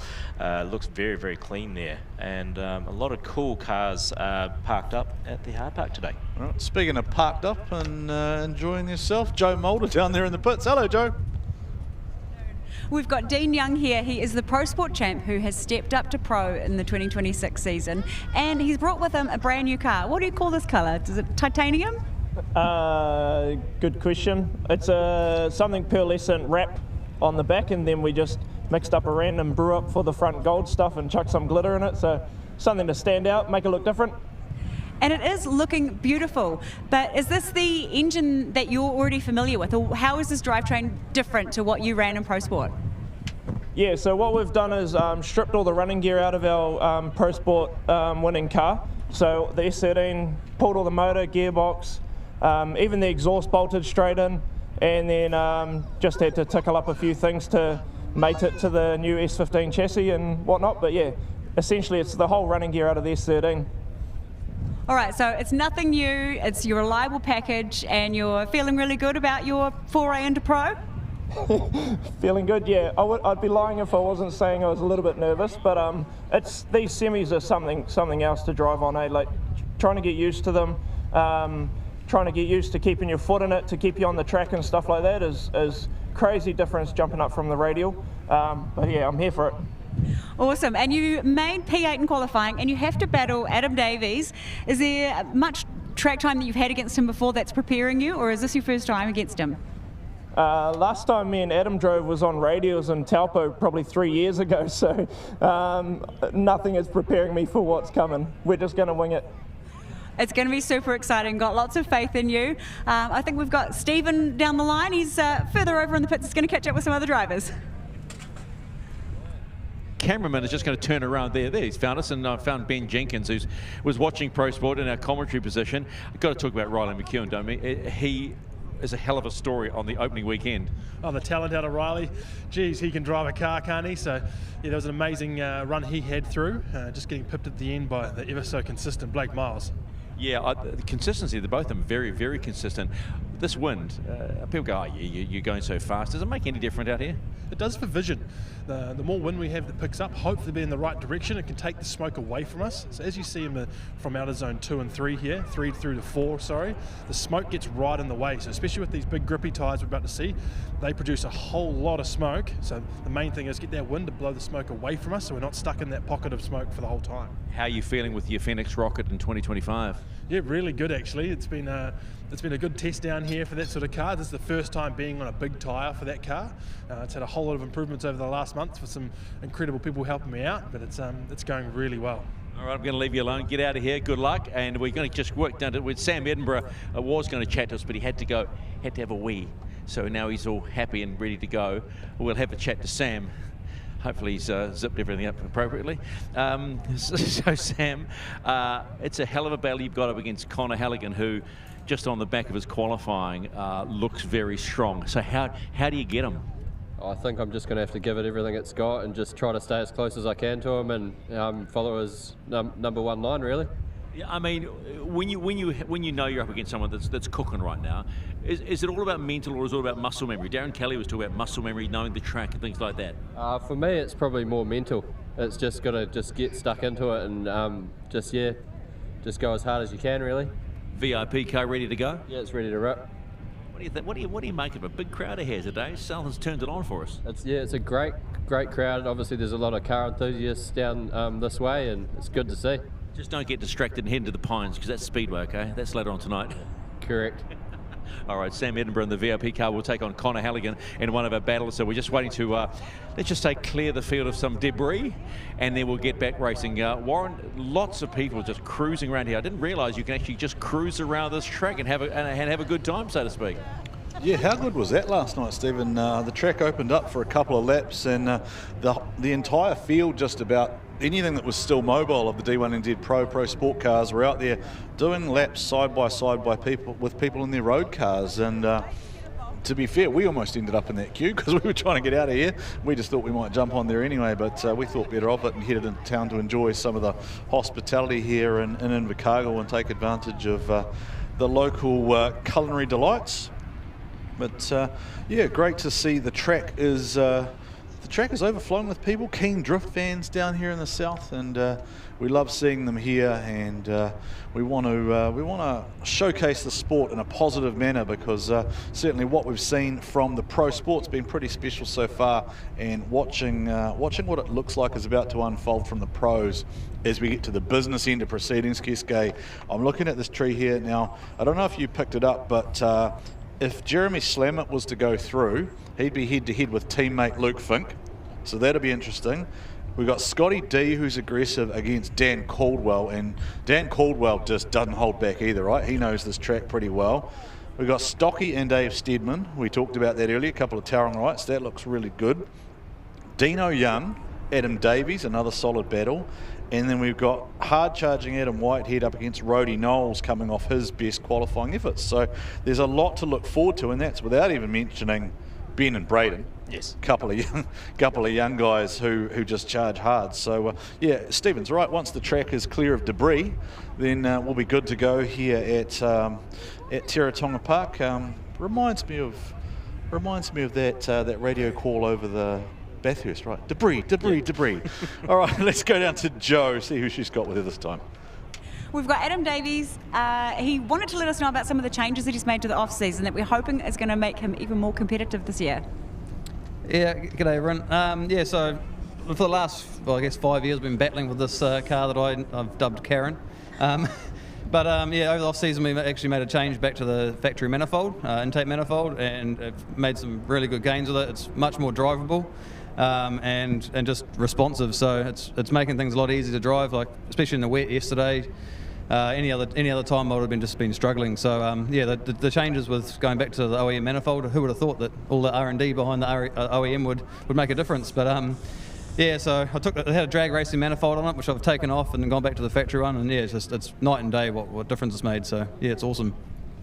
Right, so we're keeping it simple and going to hopefully have some more success. It's not your first time down here at Teretonga though. What do you make about the changes in the car advancement since the 6 years you were here? Oh, the grip's definitely changed. The cars have changed dramatically, you know. So, I mean, even from going from the wet to the dry yesterday, the grip levels were just insane. So yeah, tyre pressures are changing constantly. Just sort of adapting to that extra grip we've got. So yeah, there's definitely a big difference from 5 years ago. Plus, I was in my 13B car that time. So yeah, just I don't know. Just the cars are always evolving, and it's always going to happen. It's just progression of the sport. It is. All right, we'll wish you all the best out there. Hopefully you can make it to the pointy end of competition today, and if not, there's also tomorrow as well, and we're looking forward to seeing how you go this season. Thanks very much. Thank you, Joe. Doing a great job down there. Joe, of course, on broadcast debut this weekend. Formerly our Iron Lady up there in race control, handing that over now to Sammy and Nikki, who are doing a good job up there this weekend with our other D1NZ officials. But Keisuke Nagashima, round number 1, round number 2 here at Invercargill, round number 3, of course, at Pukekohe Park. Tickets starting to move fast for that already, and international drivers starting to be locked in for that. But enough from us. Let's go down to Stephen. Number 1 qualifier Connor Halligan sitting patiently while we try and move some local debris that's just holding us up somewhat. Talk to me about that last run. I mean, we were sitting there going, my goodness, I don't think I've seen a better qualifying run. Did it feel like that in the car? Yeah, actually, I was real stoked to put that run down because we were struggling all day yesterday. And then I just thought, look, this track's all about commitment. That's what they're asking for, so let's just try it. And we put the foot down and sort of made it happen. So, and it worked. So yeah, and that's pretty much how this track works. You're just gonna leave your foot down and keep it there. So yeah. Do you put your target on your back as soon as you go Q1? Or P1, should I say? I don't know, I guess so, yeah. I mean, it's nice to know that you've got the track sort of dialed to a degree. It gives you some confidence and whatnot leading into the battles. Yeah, we've done no chase practice, so that's going to be something we're learning as we go, but yeah, happy with the leads. How important is that chase practice when you nut break it all down? Quite a lot. That's quite important, to be honest. I mean, it's like chasing elsewhere, but still it's nice to get your flow right in your switches and your timing, everything sort of in your head, so that when you're actually doing it and it counts, you can just repeat it. But yeah, a lot of categories, particularly supercars, they always talk about finding the window. Do you have to try and find a window in D1 or just drifting in general? 100%. And I often say that like the first battle of the competition is actually the hardest one, because you've been sitting around waiting and then you just straight into it and you got to drive your best. Once you've done a few laps and stuff, then you start sort of getting in that window, in that rhythm. But yeah, I get that's actually what's really hard about drifting, is that you just have to be able to drive straight off sitting on the seat, you know. So yeah. So this break, how annoying is it, or is you just go fall back to that process, just get off the line? Yeah, just you get pretty used to it. To be honest, yeah. It's painful sitting there. Not painful, but you know, it is hard to sit here and wait. But yeah, it's all good. We do it all the time. So. I was about to say it's painful having a chat to me, and you didn't even share Mum's bacon and egg pies, you toad. No. Good luck, mate. Connor Halligan qualified P1. Yeah, so there you go. We're just still in this holding mode at the moment, but Connor Halligan had put down one of the best runs we have seen in a long, long time. So yes, he'll have a target on his back, but knowing him, he will do everything he can to just remind everybody that look in the rear vision mirror, because that's what he'll be looking for, everybody behind him. Thank you, Stephen. I've heard things about this legendary bacon egg pie too. There's something going on with that Halligan Motorsport team, because not only have they got legendary bacon egg pie, I'm also pretty sure that he's now a Burger Fuel ambassador as well. So I expect Connor Halligan to blow up to like 150 kgs. He'll be in a 4XL massive suit and race seat by the end of the year. They'll be putting cross weights in the car. Actually, look, I'm joking at the moment. What I've just noticed out of that interview is Connor Halligan spent a lot of time with Brodie Marr, travelling and going to Drift Masters and things, and he's starting to sound a little bit like Brodie in terms of the very technical way that he goes about approaching his drift now. Real student of the game, student of setup, and it's going to be interesting to see how the other drivers deal with Connor, who has never lacked for aggression, never lacked for speed, but he's kind of had that kind of she'll be right attitude to it. I heard Benny say like he used to work a lot of late nights leading up to an event, but now it seems like he's had his best off season. He's got things pretty dialed, so I think that's a dangerous Connor Halligan for the rest of the field. Yeah, 100%. And he has taken the Pro Sport Championship in a couple, I think it was 3 years ago. So he does have that experience there. And as he was saying, you know, really just controlling that emotions. Your adrenaline goes up and down as you go through the battles. And that, as he said, the first battle there is always the hardest, because you are sitting around a little bit and you just really have to get your heart rate up to be ready to be on and flick the switch for that first battle. So hopefully, as we talking about battles, we have the cars lined up of Justin Patterson and Jeremy Slamet. So Jeremy did fix his car and he is lined up in the JDM Racing JZA 80 Supra. Well, it was a water pump, something they were looking for, wasn't it? It was a water pump, yeah, water pump they were looking for Jeremy's car. So good to see that the debris has been cleared, and let's say no more of it. Let's just get on with the action, because I want to see who claims the points for round number 1. 100 points for the win, 80 points for second, and so on. We've already seen a tie happen for third place in Pro Sport, so we are time critical as far as an event, so we do have to complete proceedings and close off by a certain point in the day. So potentially now comes into play. We haven't yet made it to the 16, and it is 25 to 4, so it'll take a little while to get through.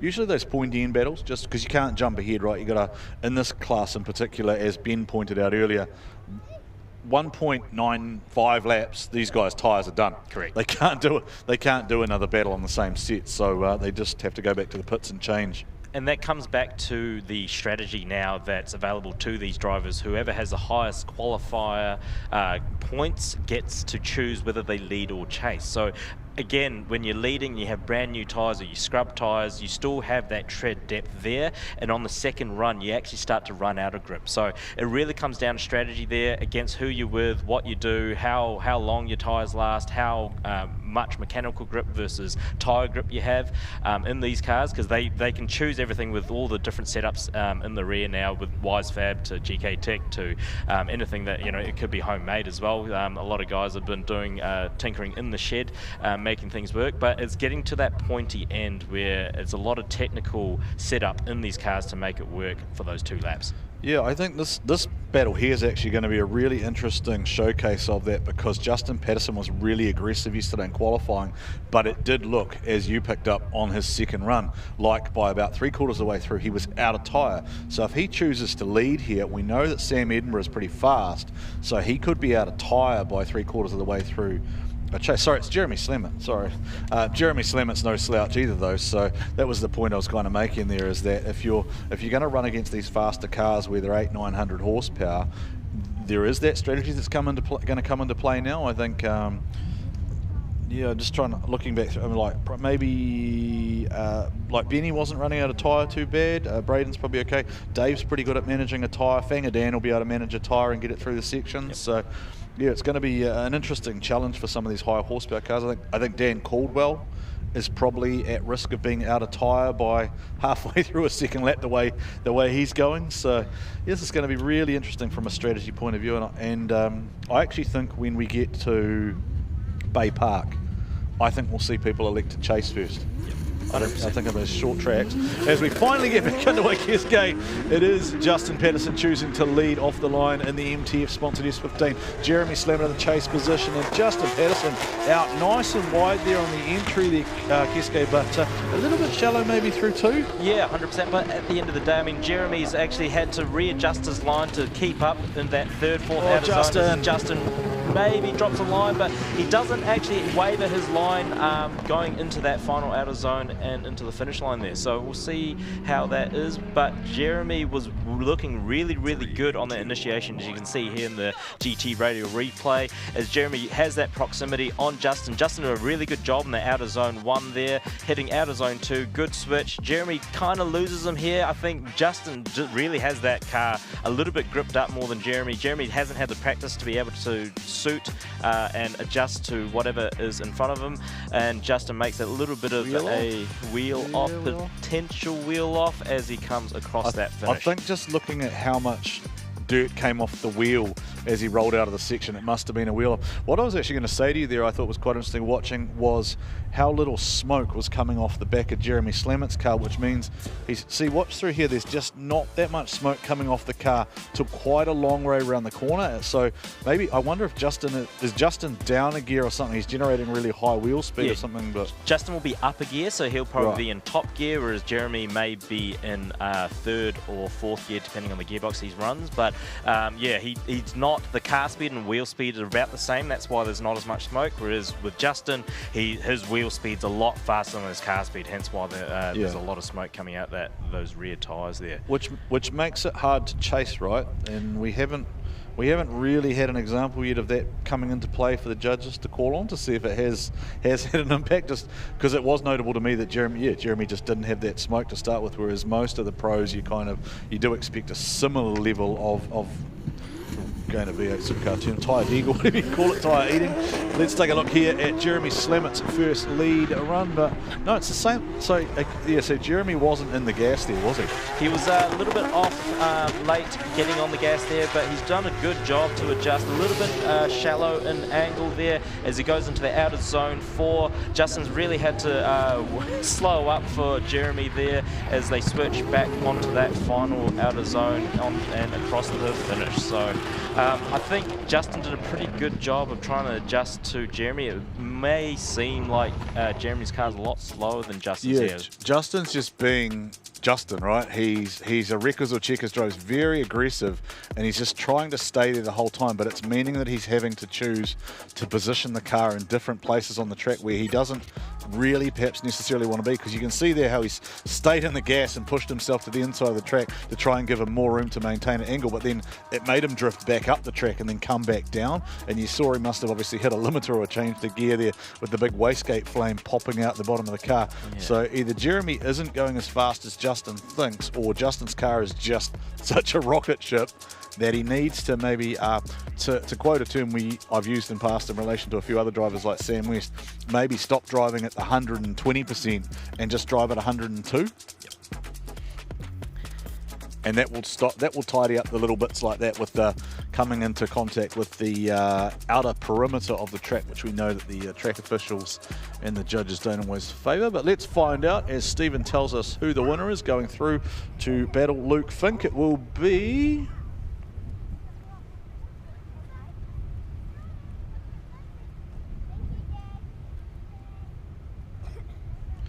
Justin Patterson gets the call, so Justin Patterson gets the call. Yeah, I think that's a pretty good call there by the judges. I think. So, okay. Okay. Bigger sigh of relief than expected. Oh, big weight out there, eh? It gets the nerves going and you get tired after a big adrenaline dump to get it back out there. But hey, we did it. And to beat Jeremy, he's a hell of a driver, was up against it this weekend. He just got his car going before we went out, so I really feel for him. I don't think that was probably the best version of Jeremy, to be honest. So, and I definitely didn't lay down my best run. I know I can get better from here on. You need to, because you've got the defending champion next, Luke Fink. Yeah, we'll get it done, I hope. I'll just quickly have a chat to Jeremy, because he's always fun to talk to. I know we don't want to take up too. Oh, you don't have to get out of the car, mate. I'll come to you. Hey, lovely to see this. Lovely to see the smile. Just quickly, disappointed quickly. A little bit, but you know, like we've had some problem with the car since yesterday.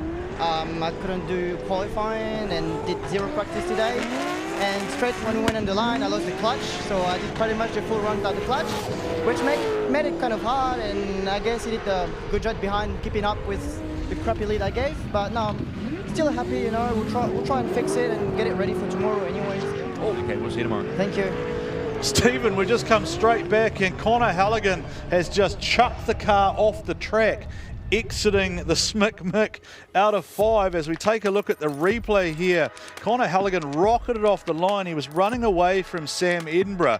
Connor Halligan producing huge volumes of tyre smoke, doing exactly what he did yesterday. Then the car looked like it straightened up a little bit on, and then it got really, really untidy just on the exit of the zone here. And I'm just really curious to see where he's come off the track there, and it is before the cone. He hits the cone. Yeah, it does look like he's really fighting that front end, Warren, coming onto that last outer zone here. So as we watch the replay again, Sam obviously doing the best that he can, following Connor in the lead, as Connor does a pretty good lead there, hitting that second outer zone into the third. A bit of a very quick switch, and coming onto the fourth outer zone there. He does very well hitting all that outer clip. Right here as it slows down. It starts to wash the front. The front does start to come around, and I think he's really trying to fight it. He might have some sort of steering issue here with power steering, because if power steering goes and the front gets really, really heavy and you can't actually pull the front end back to go through the corner. So we'll just see. We've had this happen before with a few of these chassis, haven't we, where they almost bind up as they go around a full lock, and then you have to take the lock off to try and get it from turn, because otherwise it turns all the way around in front of a chase car. Yeah, so I think Connor's done his best there to avoid any type of accident there, but it'd be interesting whether he comes back online or takes his 5 minutes, as he's there with one of the staff on track, and he is lining up. Yeah, so maybe not like a full mechanical or anything, but just one of those things that it just didn't go according to plan, maybe caught him out, a little bit too much lock, and a lot of work to do here for Connor Halligan, the #1 qualifier. Sam Edinburgh in the meantime, on the cusp here of going into the 8 and claiming a massive scalp potentially here for the VIP man, Sam Edinburgh, just like the City, the VIP structural steel sponsored entry, and nothing wrong here from Sam Edinburgh out front. And it does look like Connor Halligan is fighting that steering, Keisuke. He just can't put the car exactly where he wants it to go, and I just don't see. Oh, there you go. He's made contact. Yeah. He has made contact. Connor Halligan gets out of it there, and to the credit there of Sam Edinburgh, he stayed in it. He could have thrown it at that point, and I think that's the.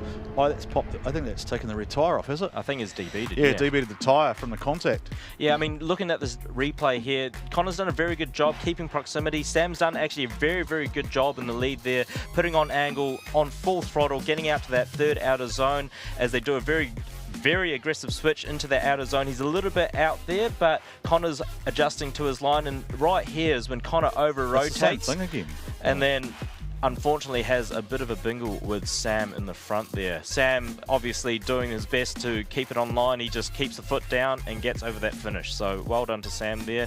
And unfortunately for Connor, not knowing whether his car is 100% or not. I based on what we saw from him yesterday and the angle he was able to generate, and then some of the angle he was able to, you're right, I think the steering is not doing what he wants it to do, whether it is a power steering thing, maybe there's a, I don't know, is it electric power steering? It could be electric power steering, and actually looking at Connor before in the pits, he was having alternator problems, so that would have some sort of effect on the power steering if it is an electric power steering pump. If it doesn't have enough voltage or a constant voltage, then it will affect how the steering feels. Light, heavy. Yep. All right, so Stephen's going to give us a result, and going through is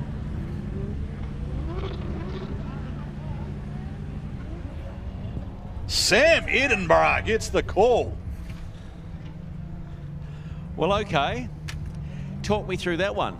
Well, obviously coming into it, I knew Connor was the absolute man, so I just gave it everything I had. I'm not sure what happened with him, but he went off the track in the last corner, which obviously gave me an advantage straight away. And then I just did my best and the best I could do on my lead. He gave me a wee love tap coming around the last corner on the end of the run, but yeah, it was good. Stoked. Mate, you're through. You should be stoked. We've got to talk to the #1 qualifier because he's out early, and I'd suggest to be less than happy with his performance. Did you see the rear missed a little bit on that chase? Sorry, what was that? Did you think he pushed too hard on the chase? Yeah, to be honest, I don't know. I was sort of obviously went off there in the lead a little bit. He might have got a little bit frustrated with the lights being red. So I don't know, but anyway, it's all good. That's what it is.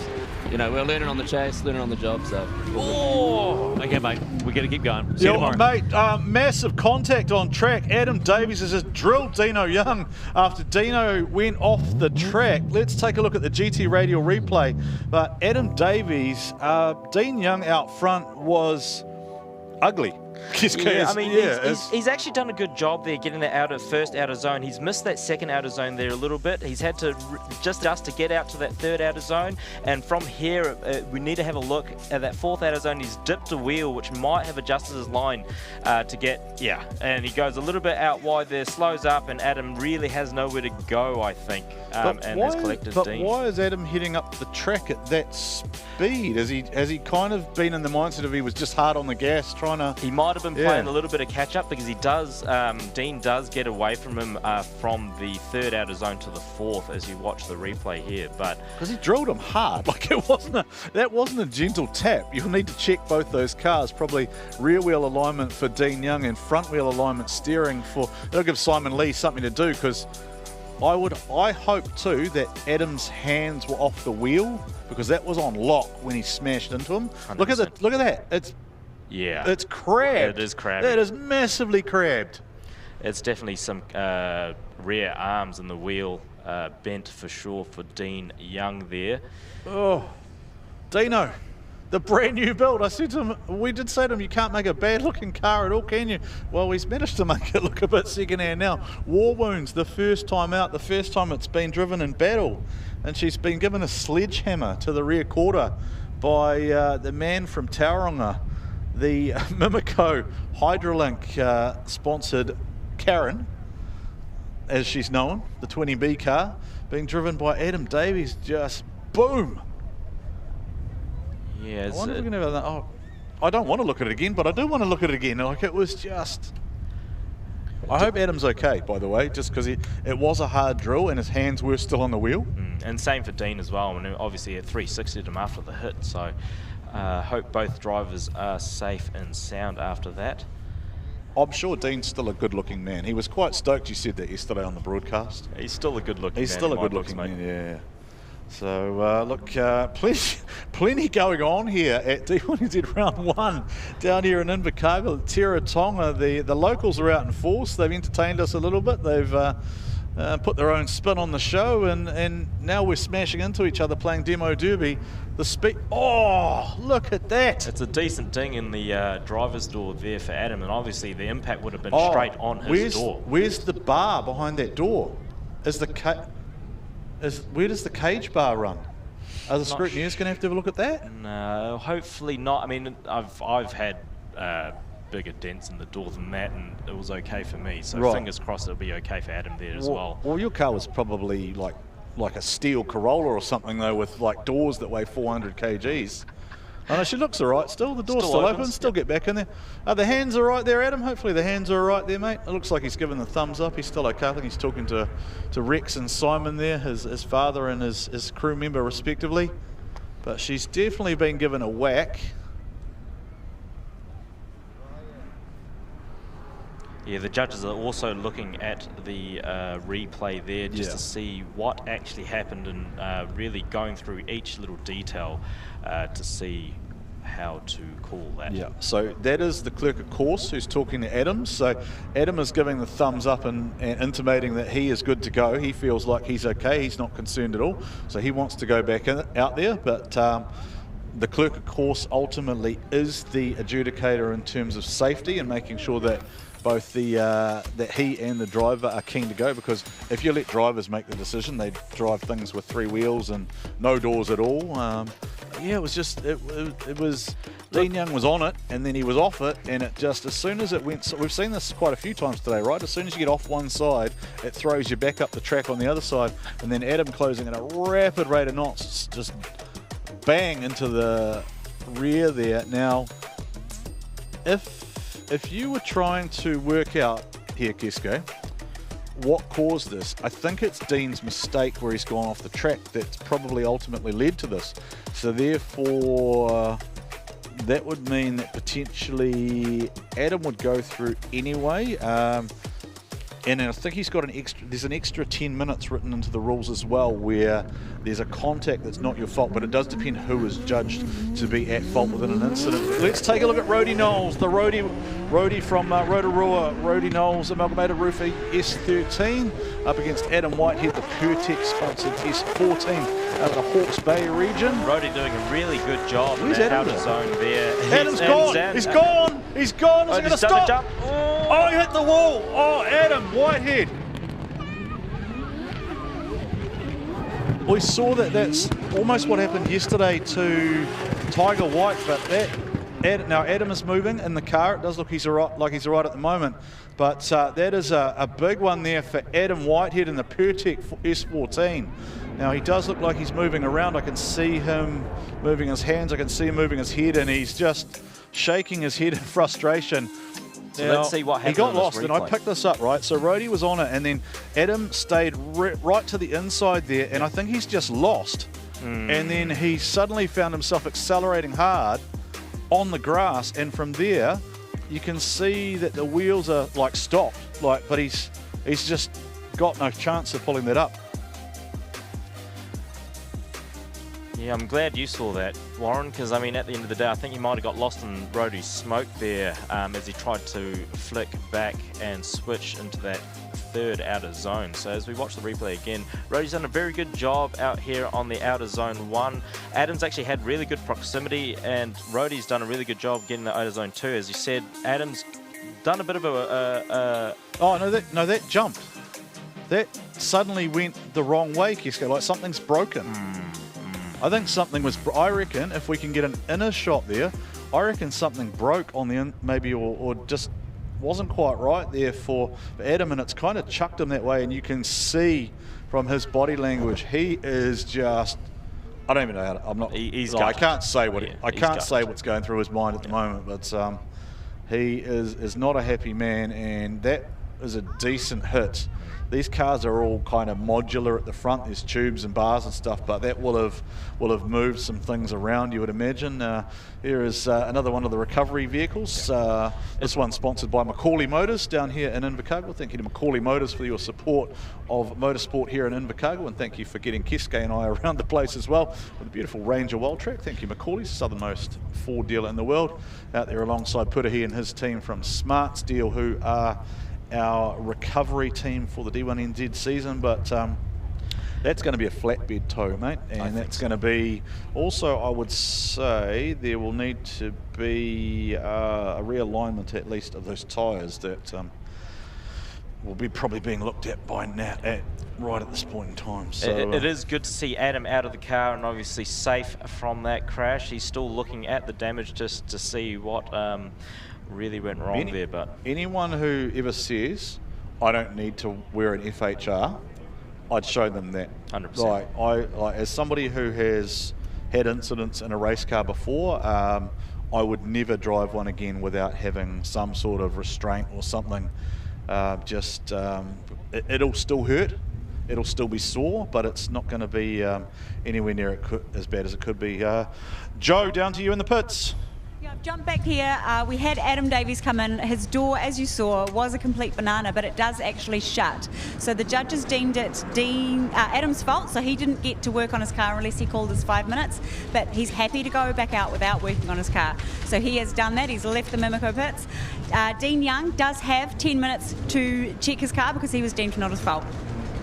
Thank you, Joe, and that's exactly why we have you down there, because within the rules, if you follow the sport of drifting, you will know that when you are not deemed as being responsible for the contact, you do get an additional 5 minutes on top of your... Actually, no, it is a full separate competition, 10 minutes, and it doesn't use your 5 from memory. Correct. So, yeah, because you are not at fault, so Adam deemed to be closing there at a rapid rate of knots has initiated that contact. Yeah. Dean therefore gets 10 minutes to work on his car. Now, my understanding would be that if Dean is unable to repair his car, Dean will get the win and go through to the next round, but he will effectively forfeit out, which would then see Sam Edinburgh, who's gone through, go into the top 4. Potentially, so there's a lot to play out here. We were wondering whether one of the Southern boys might come through. We saw Bradley Knight go through into the top 8 of pro sport, but Sam Edinburgh, Dan Caldwell still well in the fight here. And hey, could we see a South Island one too? Maybe the VIP brothers-in-law potentially head-to-head. That would certainly be interesting to watch as a battle, but still a lot to play out here. We're only hypothesising, just looking at the tree and the way things will play out, because yeah, we've still got to see Ben Jenkins and Braden Mayer. I'm sure they'll have a say in things at some point in time. And yeah, Dangerous Dave Steadman, Alex Griffin, still got to go head to head. Now, they are going to try and rope tow this car, are they? Or line tow it back to the pits? Does it not want to go onto the flatbed, or do they just need to get it to a place where they can drag it onto the flatbed? I wonder if we can get the drone over there to see how bad that damage is. I'd be curious to know. I wonder if yeah, it'd be interesting to see if we can get a drone over there just to have a look at the air. So they've just had to drag it, I think, to try and get it to a place where it can make it onto the flatbed, and probably also get it away from where it's gone in, because there are going to have to be some wall realignments and adjustments made here. Keisuke, for your competition broadcast debut, mate, this has been a pretty wild start to things. Yeah, you're telling me. You hexed someone on your very first battle. We've had cars flying everywhere. We've had debris on the track. We've had Q1 and the qualifier Q1 number 1 gone. We've had Stephen doing song references in the pits. Yeah. So she's been a pretty wild entry, mate. I feel like I almost need a break and to get some water into me. So yeah, I think as soon as we're able to, I want to try and take in some commercial messages, get a bit of a break, and get some water into us. For those of you out there in the crowd, slip, slop, slap, get some sunscreen lotion onto you. If you see the Cancer Society team walking around, maybe give to them generously, make a donation, talk to them about Relay for Life, as Stephen talked to us about before. But yeah, I think we might check out some commercial messages very shortly.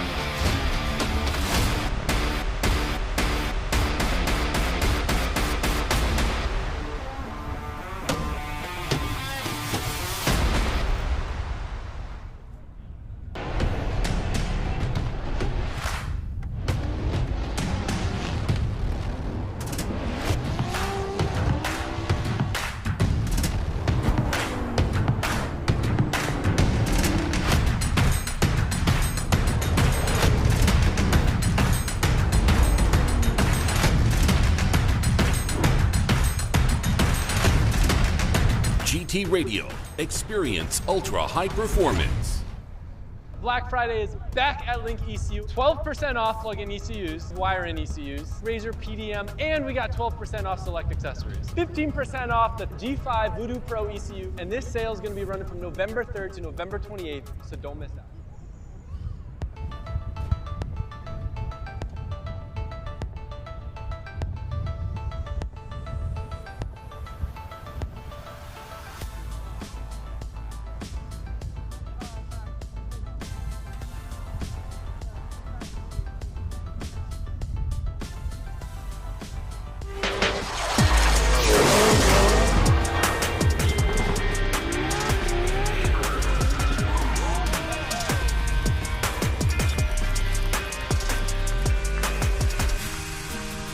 Well, Keisuke Nagashima, what an afternoon here at Teretonga in the Deep South. The truck is on track because Adam Whitehead has just had a what can only be described as a big one. Yeah, definitely into a big the tyre wall there. The car not where he expected it maybe to be, lost in the tyre. I mean, look, I'm sure we'll get a word or two from Adam once he gets back to the pits and collects his thoughts and has inspected the car. But yeah, he's gone into the tyre wall hard, which has resulted in a repair here. So a little break in proceedings. Plenty going on around the place, though. I think we do have potentially our pit lane host Joe Maulder with, no, sorry, it's Stephen, potentially with our champion Luke Fink, I think. Here, not Joe.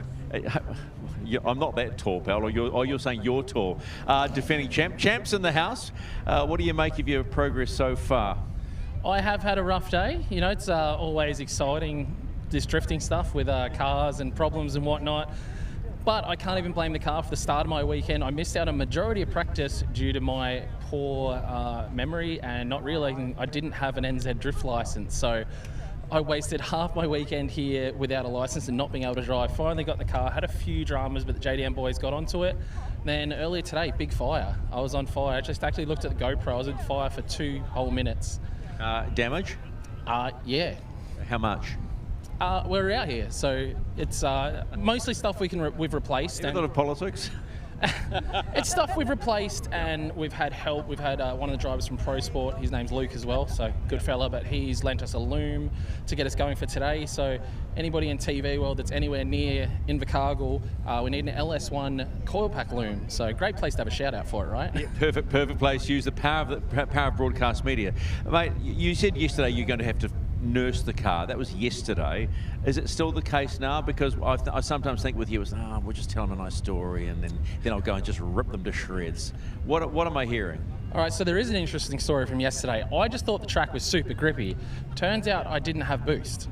I was only on 6 PSI boost, which is the gate pressure on this car. So I was down nearly 300 horsepower, 200 to 300 horsepower was down. So the boys got onto that this morning, turned that back up, and my first lap out today I was like, oh my god, this is a totally different car to yesterday, and then it caught on fire. But otherwise it's been fantastic. No, it's I just love how you've gone, but I've got that extra 300 today, boys. Just look in your rear vision mirror. Well, honestly, I was struggling with the track just because it is a big, high-speed, big power track, and you know the grip I normally enjoy running. I was like, man, I'm not going to be able to run it, and it's almost like a dirty word in my mouth when I go up to like 20 or more PSI in the rear. So you know, it was like, man, I'm going to have to pump these tyres up. I can't spin them, and then. Yeah, today when we put that pressure in, I was like, oh, we can drop the pressures way back down, like put the tri-aces back on, like let's go. So the way you're talking now, everybody should be worried. Okay, we've seen how you go, right? And when you get excited, we know the driving is going to be exciting. I just quickly want to ask you a question from an Australian perspective. The fact that D1NZ has now become basically recognised by the FIA as a national championship for the sport itself, even from an Australian perspective, how important do you think that is?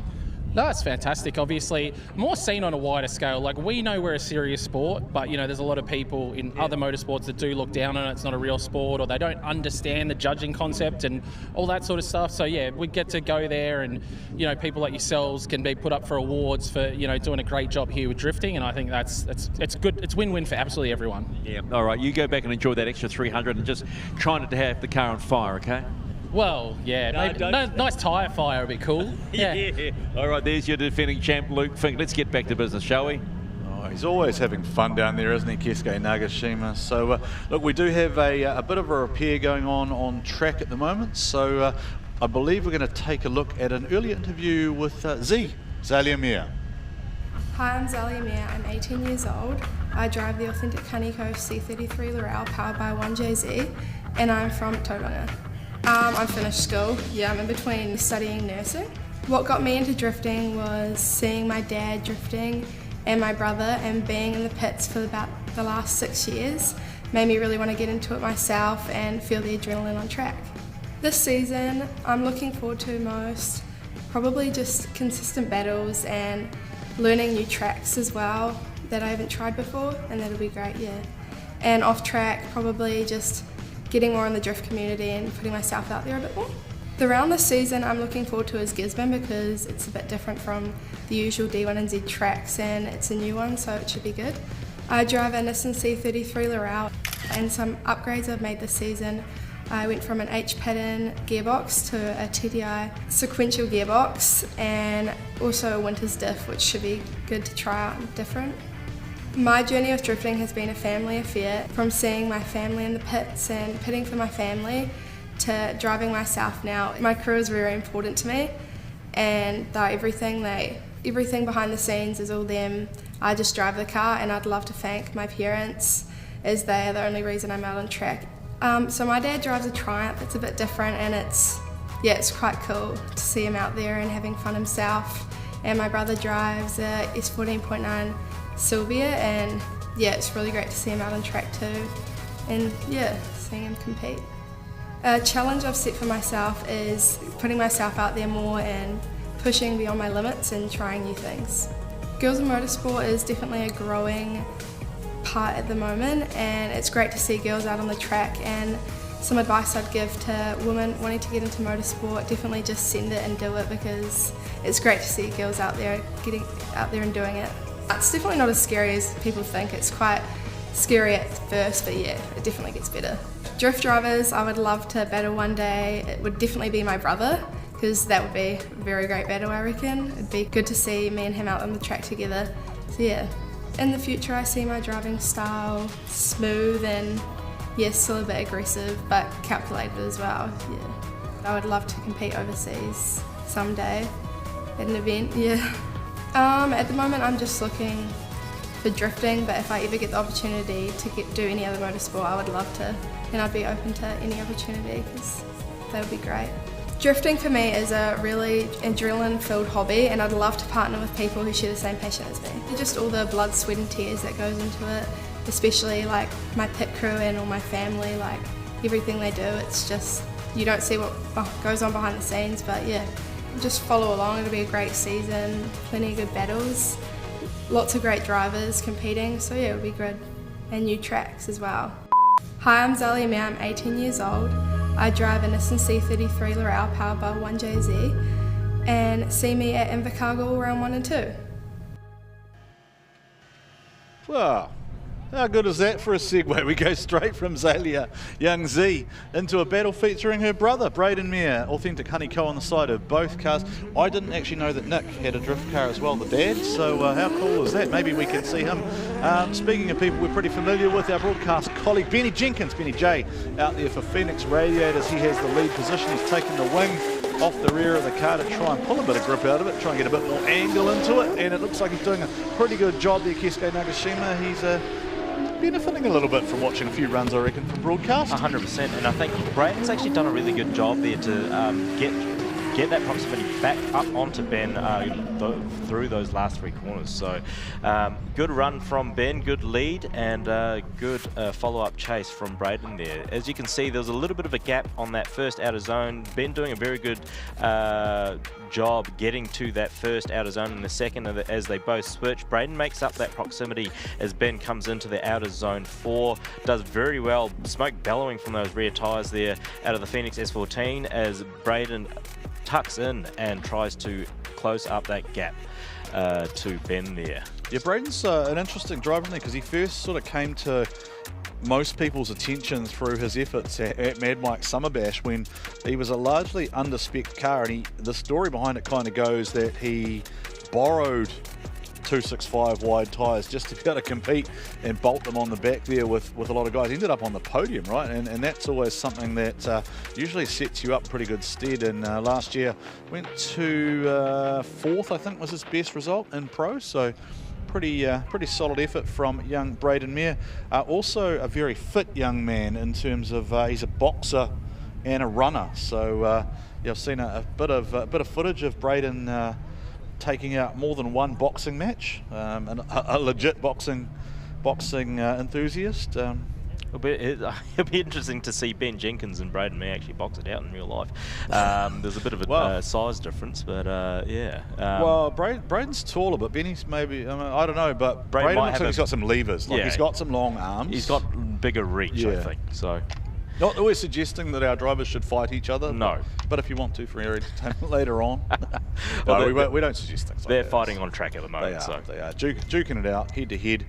Man on man, Ben Jenkins, Braden Mayer. This time it'll be Braden Mayer to take a lead with Ben in the chase position. Ben is a driver who does like to make a nuisance of himself in chase, and he's certainly not afraid to give the car in front of him a little love tip if he needs to.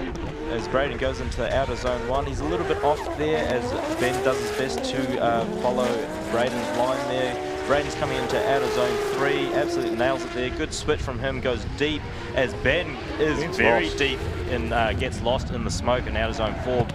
Braden kind of parking it, and then Ben goes off course. So, but then if you kind of follow the logic from before, Ben's kind of caused that himself by going off the track and then having to kind of just overcommit and overdrive to try and close out that proximity. And then when he's arrived at the point he's arrived at on the Smick exit, he's found that Braden's kind of crossed himself up. He's wound the lock on and all of his speed's gone. Yeah. But because of the way he's arriving, if you kind of follow the logic from the Adam battle before, right? Yeah, it does look like, I think in outer zone 4 there, Ben did maybe get lost in Braden's smoke, and he wasn't able to see until he switched back and saw Braden kind of, very, very sideways into that last outer zone there. So the judges are looking at the DSO replay, which that'll mean that they want a little bit more detail there. I think they've got a couple of different angles that we possibly don't have. That allow for them just to make the extra deliberations. So I guess the question there is well, if Braden hadn't have been doing what he was doing, would Benny have been able to complete his run under normal speed? Because it does look like then Ben's had to kind of get out of it, stop drifting. He's taken an evasive action up the track. Is that because of where he'd fallen back to, or is that kind of the natural flow of the run? So this is why I'm glad I'm not a judge. 100%, me too. Have you done judging? I've done judging in like for simulator and a couple of grassroots comps, but nothing on a national series. But they are deliberating. Obviously, it's very hard to understand exactly what goes on just by looking. So they have to go through the DSO reviews to understand every little point in the run to see what's gone wrong, what could have been avoided. Was it by mistake, or was it anything else? So I'm genuinely intrigued now. So let's see what happens as Stephen deliberates and delivers. Ben Jenkins gets the call, so we'll hear from Benny.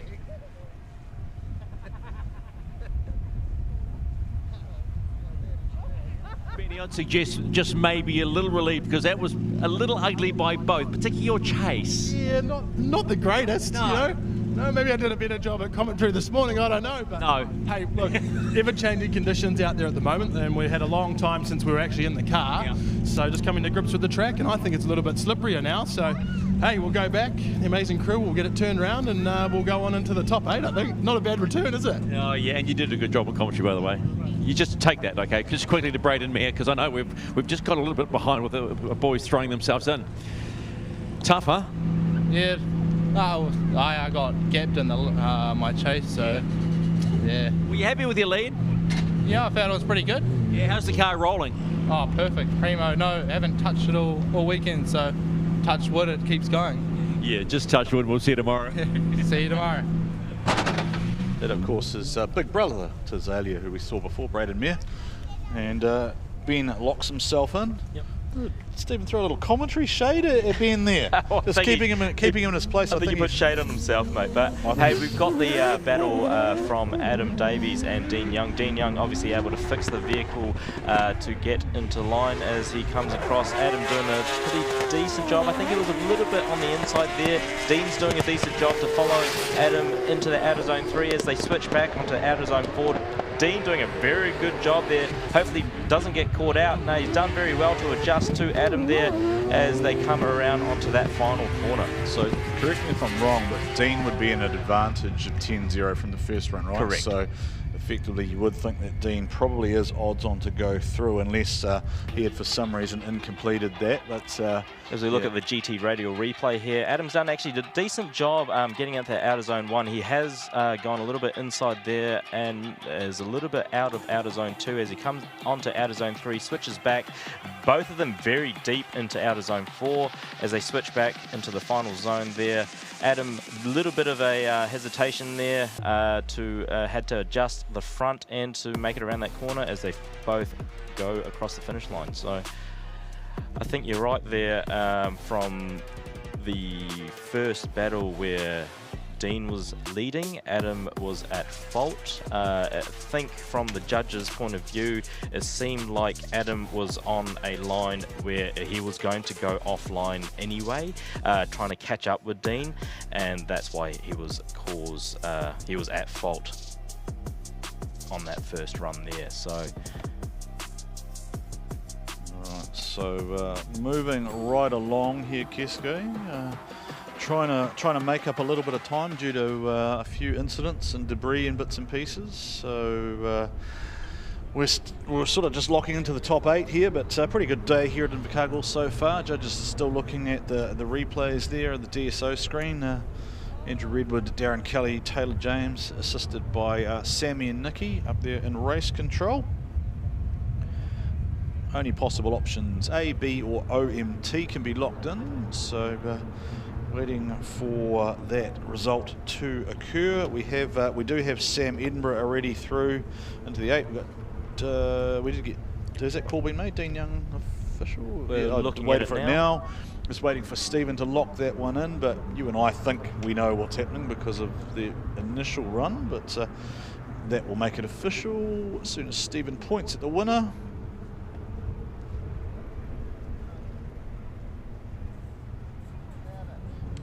Dino Young goes through. Nothing like a little bit of drama when you debut in the big time, but you get the job done. Relieved, I'd suggest? Yeah, relieved. Not the way we want to take the win. Fair and square would have been ideal. But hey, I'm about it. Why not? I'll take it. Can I just say, the sun on this paint job, it looks extra special. Yeah, it looks real good in the sun. In the shade, it's a little bit more stealth and whatnot, but in the sun, she definitely pops me. You're driving a very pretty car. I like it. Just quickly to Adam Davies, because we want to keep rolling here in Southern. Yeah, understandably disappointed. Yeah, a little bit disappointed. Oh, look, I know I come in too hot to the last turn, but I feel as though, nothing on Dean. He's been driving well and he's made a step as a pro, but I feel as though he went far too deep into the zone. I mean, granted it's my fault. I went off track. I was going to go off track, but anyway, I guess understanding the judge's call is what I need to do, and go forward from there, I guess. We'll see you tomorrow. Cheers, man.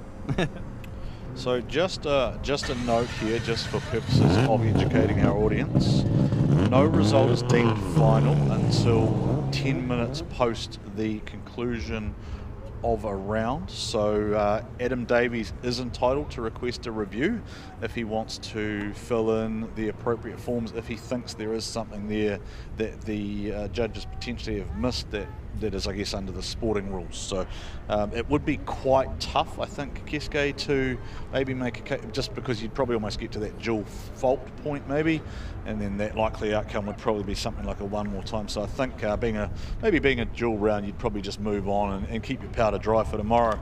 100%. I think he needs to fix that door up for tomorrow and make the car look spick and span again. Sounds like a Simon problem to me. I think Simon Lee and Rex will take care of that. And well done to Dean's team for actually getting that car back up and running for that battle, because obviously there was a fair bit of damage. It was crabbing as we saw it come back into pit. So well done to his team for getting that done. As we look into the next battle here with Dave Steedman and Alex Griffin in the RHP S15 Barra powered. He's gone for the lead as he comes in. Very good job getting to that first outer zone, hitting that second outer zone there, switching back, and there's a bit of a proximity gap between Adam. He's actually closed it up there into the third outer zone. They're both coming into the fourth outer zone, a little bit mid-track there from both of them. Dave's very close to getting... He's living up to his nickname, isn't he? Dangerous Dave, living dangerously. Very dangerous, but both doing a very good clean lap, which is good to see. Right in the contact zone now.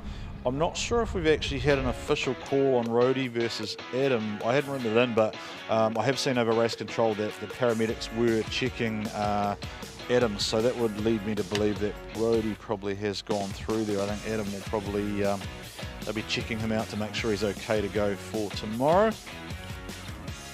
Yeah, that was dangerous, Dave. That was bumper to bumper, mate. So no, well done to Dave for being able to adjust and not cause any type of effect to the lead car there on his chase. So it would be interesting to see what Alex Griffin can do in the chase position as they come around for the next battle.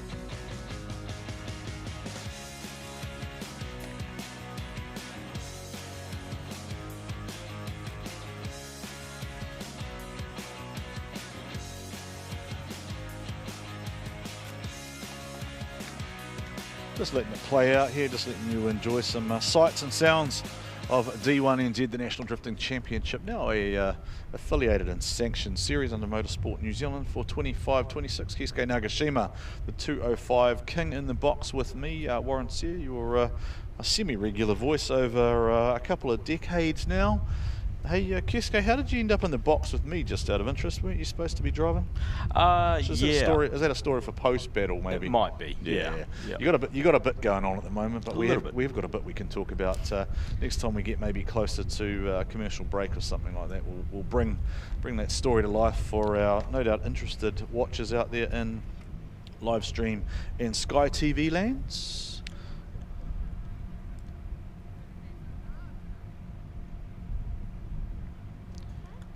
We got Alex Griffin in the chase position this time, with Dave Steedman in the lead. I think Dave, based on what we saw yesterday, we saw him make those incremental changes, and he was pretty quick. So yeah, I think Stocky's going to have to send this one pretty hard and drive as quickly as he possibly can. Yeah, Dave done a really good job getting that out of zone 1 to 2, switching back onto outer zone 3 there. Stocky doing a really good job trying to close up that proximity, whether he's out on the very wide line there in outer zone 4. Still there. And he's lost, unfortunately. Yeah. The car's over-rotated, with Dave's actually done a very clean lead lap there. So, but until then, Stocky was right there. He was making a nuisance of himself in the smoke. You couldn't really see it, but I think you'd be able to hear it if you were trackside. And until then, Alex Stocky Griffin was right there for RHP. Let's take a look at the replay. Dave's out where he's supposed to be. Stocky now starts to make use of that barra power, comes forward, starts to close, and then he just makes a nuisance of himself through there. Right there. I thought he was going to actually end up off the track, but then he popped out kind of offline to the inside there, and then over-rotates back the other way as the car just does that, the good old-fashioned tank slap, really, isn't it? And this is one of those things with these types of tracks, is that because of the high wheel speed, there's a lot of smoke coming out of that lead car, right? So once you go into the second, third corner, you do have to switch mid-smoke. So you actually lose vision for about maybe 1 or 2 seconds. And I think that's what Stocky's done. He's really been smoked out in that outer zone 4 there. He's tried to make it work, and unfortunately, he's just been offline and rotated the car a little bit too hard. But it was a very good effort there by both drivers. Yeah, I don't think he should be. I don't think he should be too ashamed of that at all. It just happens to have come up against a guy who's been doing it for a long time and doing it pretty well. So Stephen will make the result official, and going through is Dangerous Dave. Gotta keep going, mate. You just roll off, okay? It is always nice to catch up with smiling Dave Stephen when he gets the win, but let's just talk about first real throw of danger on the track. How do you feel? Really good after that. Not the perfect runs, but yeah, man, we've changed so many settings over the last few days. Obviously, we had bad weather yesterday, and that when it went dry, we really struggled. But we've changed a lot, and we managed to pull it together in quali, and we made a whole bunch more changes today, and the car seems to be absolutely on form. So in 48 hours, you've evolved the car to where you're happy with it. Very much so. We've not made this many changes ever in a single event, so it's been challenging, but a learning curve and a lot of fun, and yeah, stoked to get that win. No more changes, just get on with it. You got it. Dave Steedman goes through. Was that another song title there from Stephen McIvor? We've now had Tupac's Changes thrown in there as well, Keisuke. musical McIvor. It's a great tune too. It is, isn't it? It's, good choice. It's actually one of the greatest tunes of all time, I believe. I agree. Yeah, let's keep on rolling here at D1NZ round number 1. Daniel Caldwell. I genuinely hope Dan nothing against Scotty D, but I hope Dan goes through. I've been waiting for something good to happen for the VIP boys. We know that they try pretty hard. We know that they're pretty comfortable down south here, but that was a very inside line there from Dan Caldwell. I wonder if he is trying a little too hard to run away from Scotty D. Yeah, 100%. I mean, Scott's really finding it a little bit hard to adjust to Dan in the lead there, but he's done a good job on that last outer zone coming onto the finish line. So clean laps from both of them. Like you said, I think looking at the GT radial replay when it comes up, he's actually done a rolling burnout off the line, which actually upsets Scotty in terms of speed. It upsets Daniel as well in terms of getting the outer zone 1 and 2. Scotty there has a little bit of front shallow angle there on that switch. Whether it was a understeer or not is something to be taking point of, but otherwise it was a very clean run. Is there a bump mid-track there that Scotty D hit, or did he just jump back on the power and it lifted the front wheel? Now watch, let's have a look. I reckon he's understeering here. If you have a look now, but this is way offline, right? So they shouldn't be where they are anyway. But Scotty comes through here. See, right there.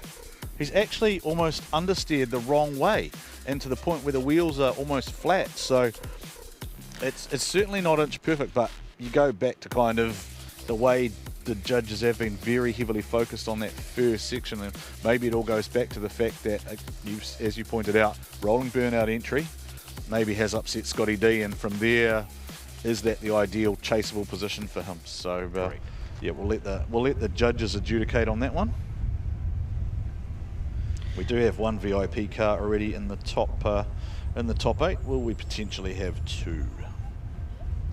Yeah, this is the hard thing when it comes to battles. Obviously, having 2 different chassis, one being an S15 with a V8, and then obviously Scotty D's car with the E92 chassis with a 2J in it. They're 2 different cars, 2 different setups. Being able to adjust takes a lot of skill and understanding of both chassis. So, well done to both the boys for getting out there and getting it done as we go into the second battle with Scotty D in the lead. As they come into the first outer zone, Scotty's kind of taken away and got into that first outer zone. Daniel is trying to keep up with him, but Scotty getting all the zones there. Second zone, very well done. Third zone, very good there. And he might have made a bit of an error coming into that fourth outer zone. Daniel's trying to keep Daniel's going to go off track anyway. You called it.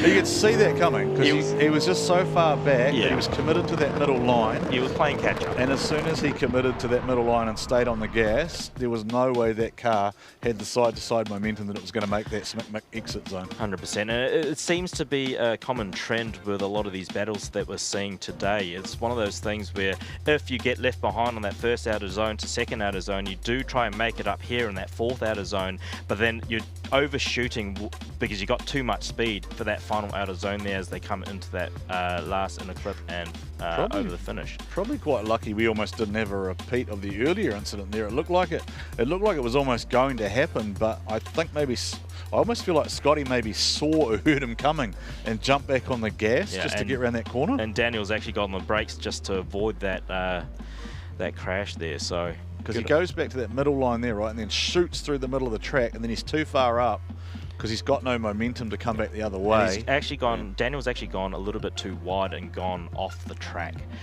So he's over-rotated there. We'll go back to Stephen. Stephen will make the official call. Ooh.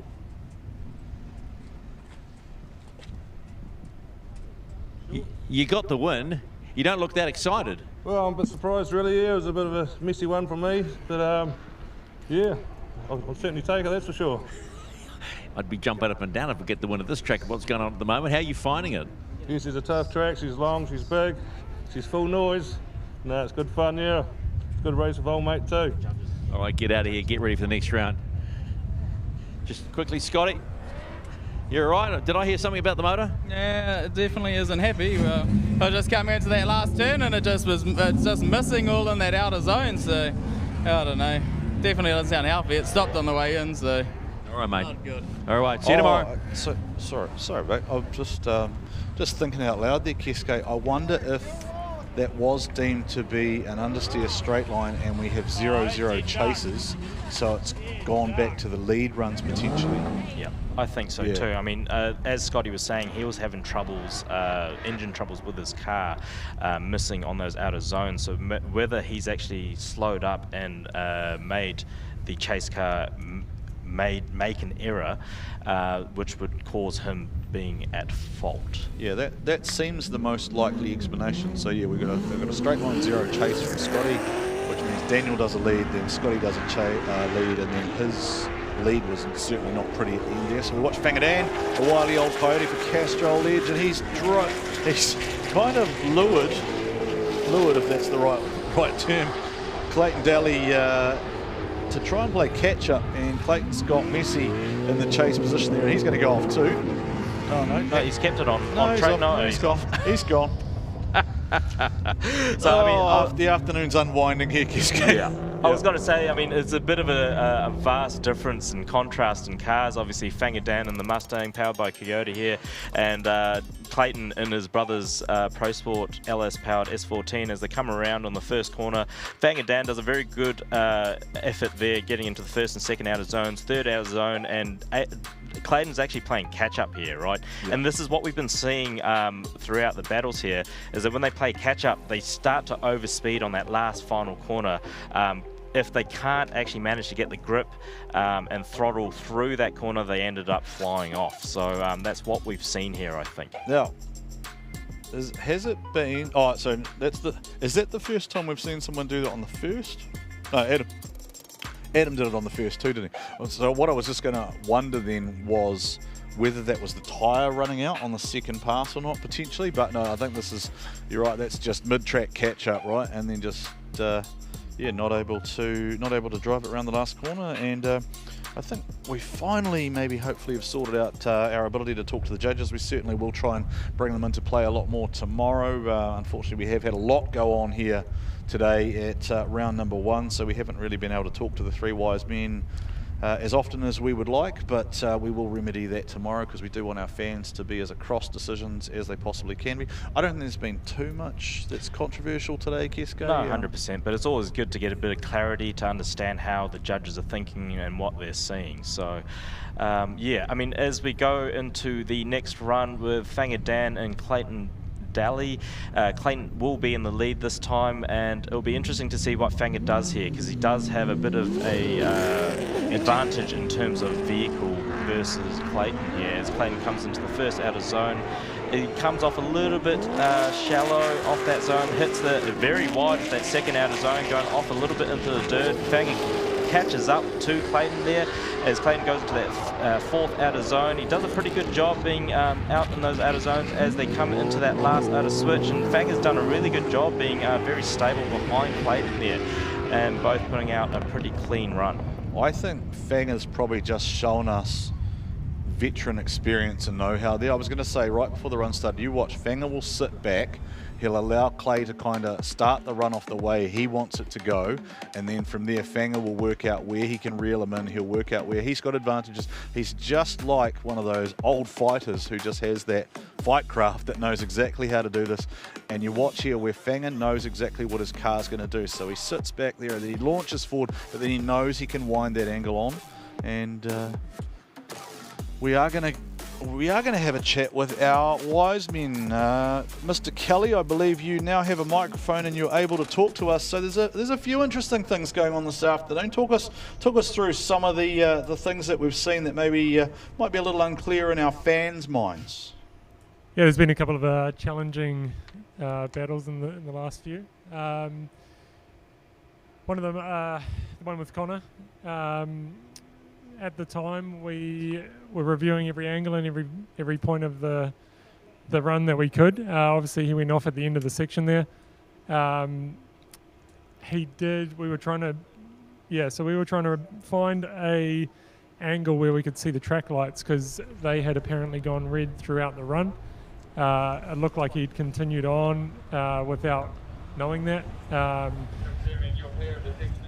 Sorry, Darren, I'm going to have to cut you off there because we've got a hot and bothered Finger Dan sitting down there in a race car, and Stephen wants to give him some results and get on with the show. So the call is made. Finger Dan goes through. Oh boy, you've been gardening at the front of that thing. Oh mate, yeah, no, I'm having a ball out there, eh? You know, it's been a pretty tough weekend with the weather and stuff, but and the last time I met Clayton was at Bay Park and he bet me, so I was actually probably more nervous of this battle than going further on if we got past. So yeah, good ups to him, and he did an awesome run at it. Job done. See you in the next round. I'll just get smiley. Okay, there's always another day tomorrow, right? Yep. No, dead right. No, awesome. Cheers, Finger. That was a wicked run. Like Finger said last time, Bay Park, we had him, so no, it was cool to get back out there with him. Love a little bromance. See you tomorrow. Thank you, Stephen. Great job as always. Now, judges, the one I want to talk about is Dean Young and Adam Davies, because Adam obviously wasn't so happy about that. He didn't feel he was at fault there for drilling Dino Young's car. Are you able to elaborate on that for us? Yo, can you hear me again? I can, Darren. Yeah, so just to continue on with that, so at first we looked at every angle we could. It seemed to us at the time that he had continued on without noticing the lights and made an error at the final corner. We would have thought that once he came back around to the start line, if he had have noticed it, he would have made mentioned that to the grid staff, and then we would have been informed of it, which we weren't informed of. And then after the second pass and making the final decision, he did alert the grid staff, and then so he's essentially informed them that he did tell the grid staff prior to the second pass that he didn't notice the light and he didn't back out of the drift because of the concern that the chase car would drive into the back of him. So we reviewed everything else that we could and talked to the grid staff that he'd spoken to prior to the second pass, and we will be rerunning that battle again entirely. Okay, so just confirming that you're actually talking about Connor Halligan and Sam Edinburgh there, so that is the first of the top 16 battles, so that's the battle you're offering the clarity on there. Yep. The question I asked you there was just Adam Davies and Dean Young. Yep. Adam So, obviously not convinced that he was at fault for the contact there. Yeah, so that was another one that we reviewed every angle that we could. One of the camera angles from the inside of the final corner to us seems very clear that even though Dino had dropped off a wheel off the edge of the track, he was still at an acceptable amount of angle, but Adam was really coming in extremely fast, and regardless of what Dean was doing with the wheel off, Adam was coming in far faster than he could have to pull it up and avoid the contact. Yep. Okay, and then the final one I'm just going to run through. I just want to check here. We maybe thought that there were double zeros on chases between Daniel Caldwell and Scott Dinsdale.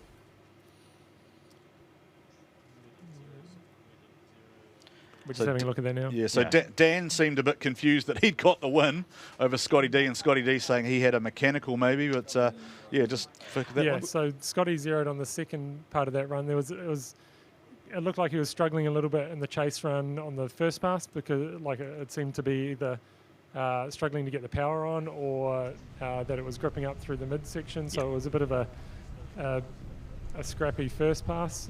I think Scott was saying that he was having a bit of engine problems, so that really, it puts proof in the pudding. So no, thank you, Darren.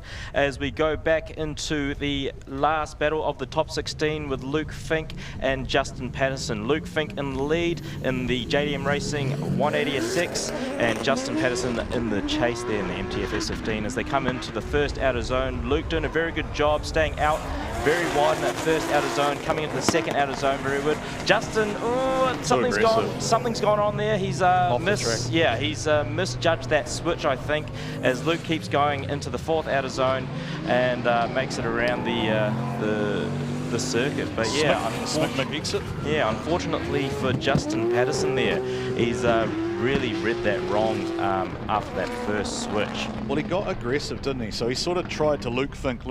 So like Luke is a very aggressive driver, well known for it. And you see here, Justin rockets up onto him. You watch as they're coming through this shot here, you'll see how close he is. And then that, I think, has put him in a position where he's then drifted across and then he's been late to transition. And that's put him up the track. And that's the same place that we saw Adam Whitehead and a few others all run off the edge of the track. Fortunately for Justin Patterson, he's been able to shut down earlier than the others have. And he'll come back and fight another day. He'll have the lead run this time around. But advantage Fink, and you don't need to make things easier for Luke Fink. No, I think, as he said before, he's actually had a bit of a hard day with mechanicals. So I think he's got a bit of luck on his side for this run. Justin, I think, has actually caught in the smoke a little bit, which has affected his switch there, which has put him offline and off course. To Luke's credit, he did admit that part of it was his fault. He just forgot he didn't have a New Zealand license, which is just always fun. If you were wondering, you do actually need what we call a Trans-Tasman Motorsport visa to compete across in the alternate countries. If you go to Australia, you need a Australian visa, and if you come to New Zealand, you need a New Zealand visa from Motorsport New Zealand to complement your CAMS license, which is Confederation of Australian Motorsport, I believe, off the top of my head. So we'll switch over now. I think Justin Patterson will throw the kitchen sink at this one, Keisuke, and he'd fund that for you too if you wanted him to under MTF. His sponsor on the side there, everything in the kitchen sink. Justin and Rhodey, pretty easy, laid back going guys, easy to deal with if you need anything. Good to see sponsorship on the side of these cars. If you do see a car that you like the look of and you want to get involved in their program, as we were talking about earlier in the broadcast, you could start from as little, probably in a pro program. I think you're probably starting $500 to $1,000 for entry level kind of offering, up to as much as you want to throw at someone. And Keisuke and I will talk about his program later on and how much money he would like for you to give him to complete his car, so you can come back to Pukekohe. That'd be nice. We get to do that because it's commentator's perk, right? There's Purahi and the team from Smart Steel just putting up some of the cones that got left on, fallen down from a couple of the hits. Yeah, now for those of you who are wondering, obviously we did have some debris earlier. Those other things you can see, those are what we call road cones. Those are actually our official media in the blue vests. So they are Motorsport New Zealand accredited photographers who are permitted out on the race circuit because they have been safety inducted here. And now Luke's had a problem and Luke's shut down. Now that's gonna 0-0. So Justin's now gonna put this all on the line. Yeah, he's actually gonna complete this run. Oh no! Commentator's curse, mate. We've done it again. What did you do, Keisuke? What did you do? I did nothing. What did you do? Justin is fully off-roading now, and he's angry. He's jumping. I don't think he slowed down. He just hit the jumps. I don't know what we just watched. I don't know either, mate. As we watch the GT Radio replay, Luke's actually shut down before the initiation. I think he's had a mechanical problem. Justin's done very well getting into that second outer zone, but he's actually switched a little bit early there, and he's misjudged this outer zone 4 switch back, and just sucked him off, right? Yeah. He's a passenger from there, and now he's just trying to stop it digging in. So it'll be interesting to see what the results are here, because obviously Justin had a 0 on his chase, whereas Luke completed the run. Correct. So Luke will get a judged lead score. Justin will have 2 zeros. We think. We're pretty confident of it because you don't usually get away with off-roading like that. But now I was just going to say, what happens though if Luke doesn't actually complete? I'm unsure. I don't know the rule on that. So yeah, because that's that's a full, because it hasn't completed the.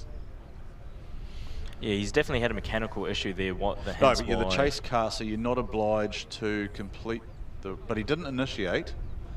But then Justin went off the track. That sounds like something our technical advisor Kenny Ruddle should tell me the rule on. 100%. I don't know how to work that one out, so we'll leave that in the hands of technical and the judges.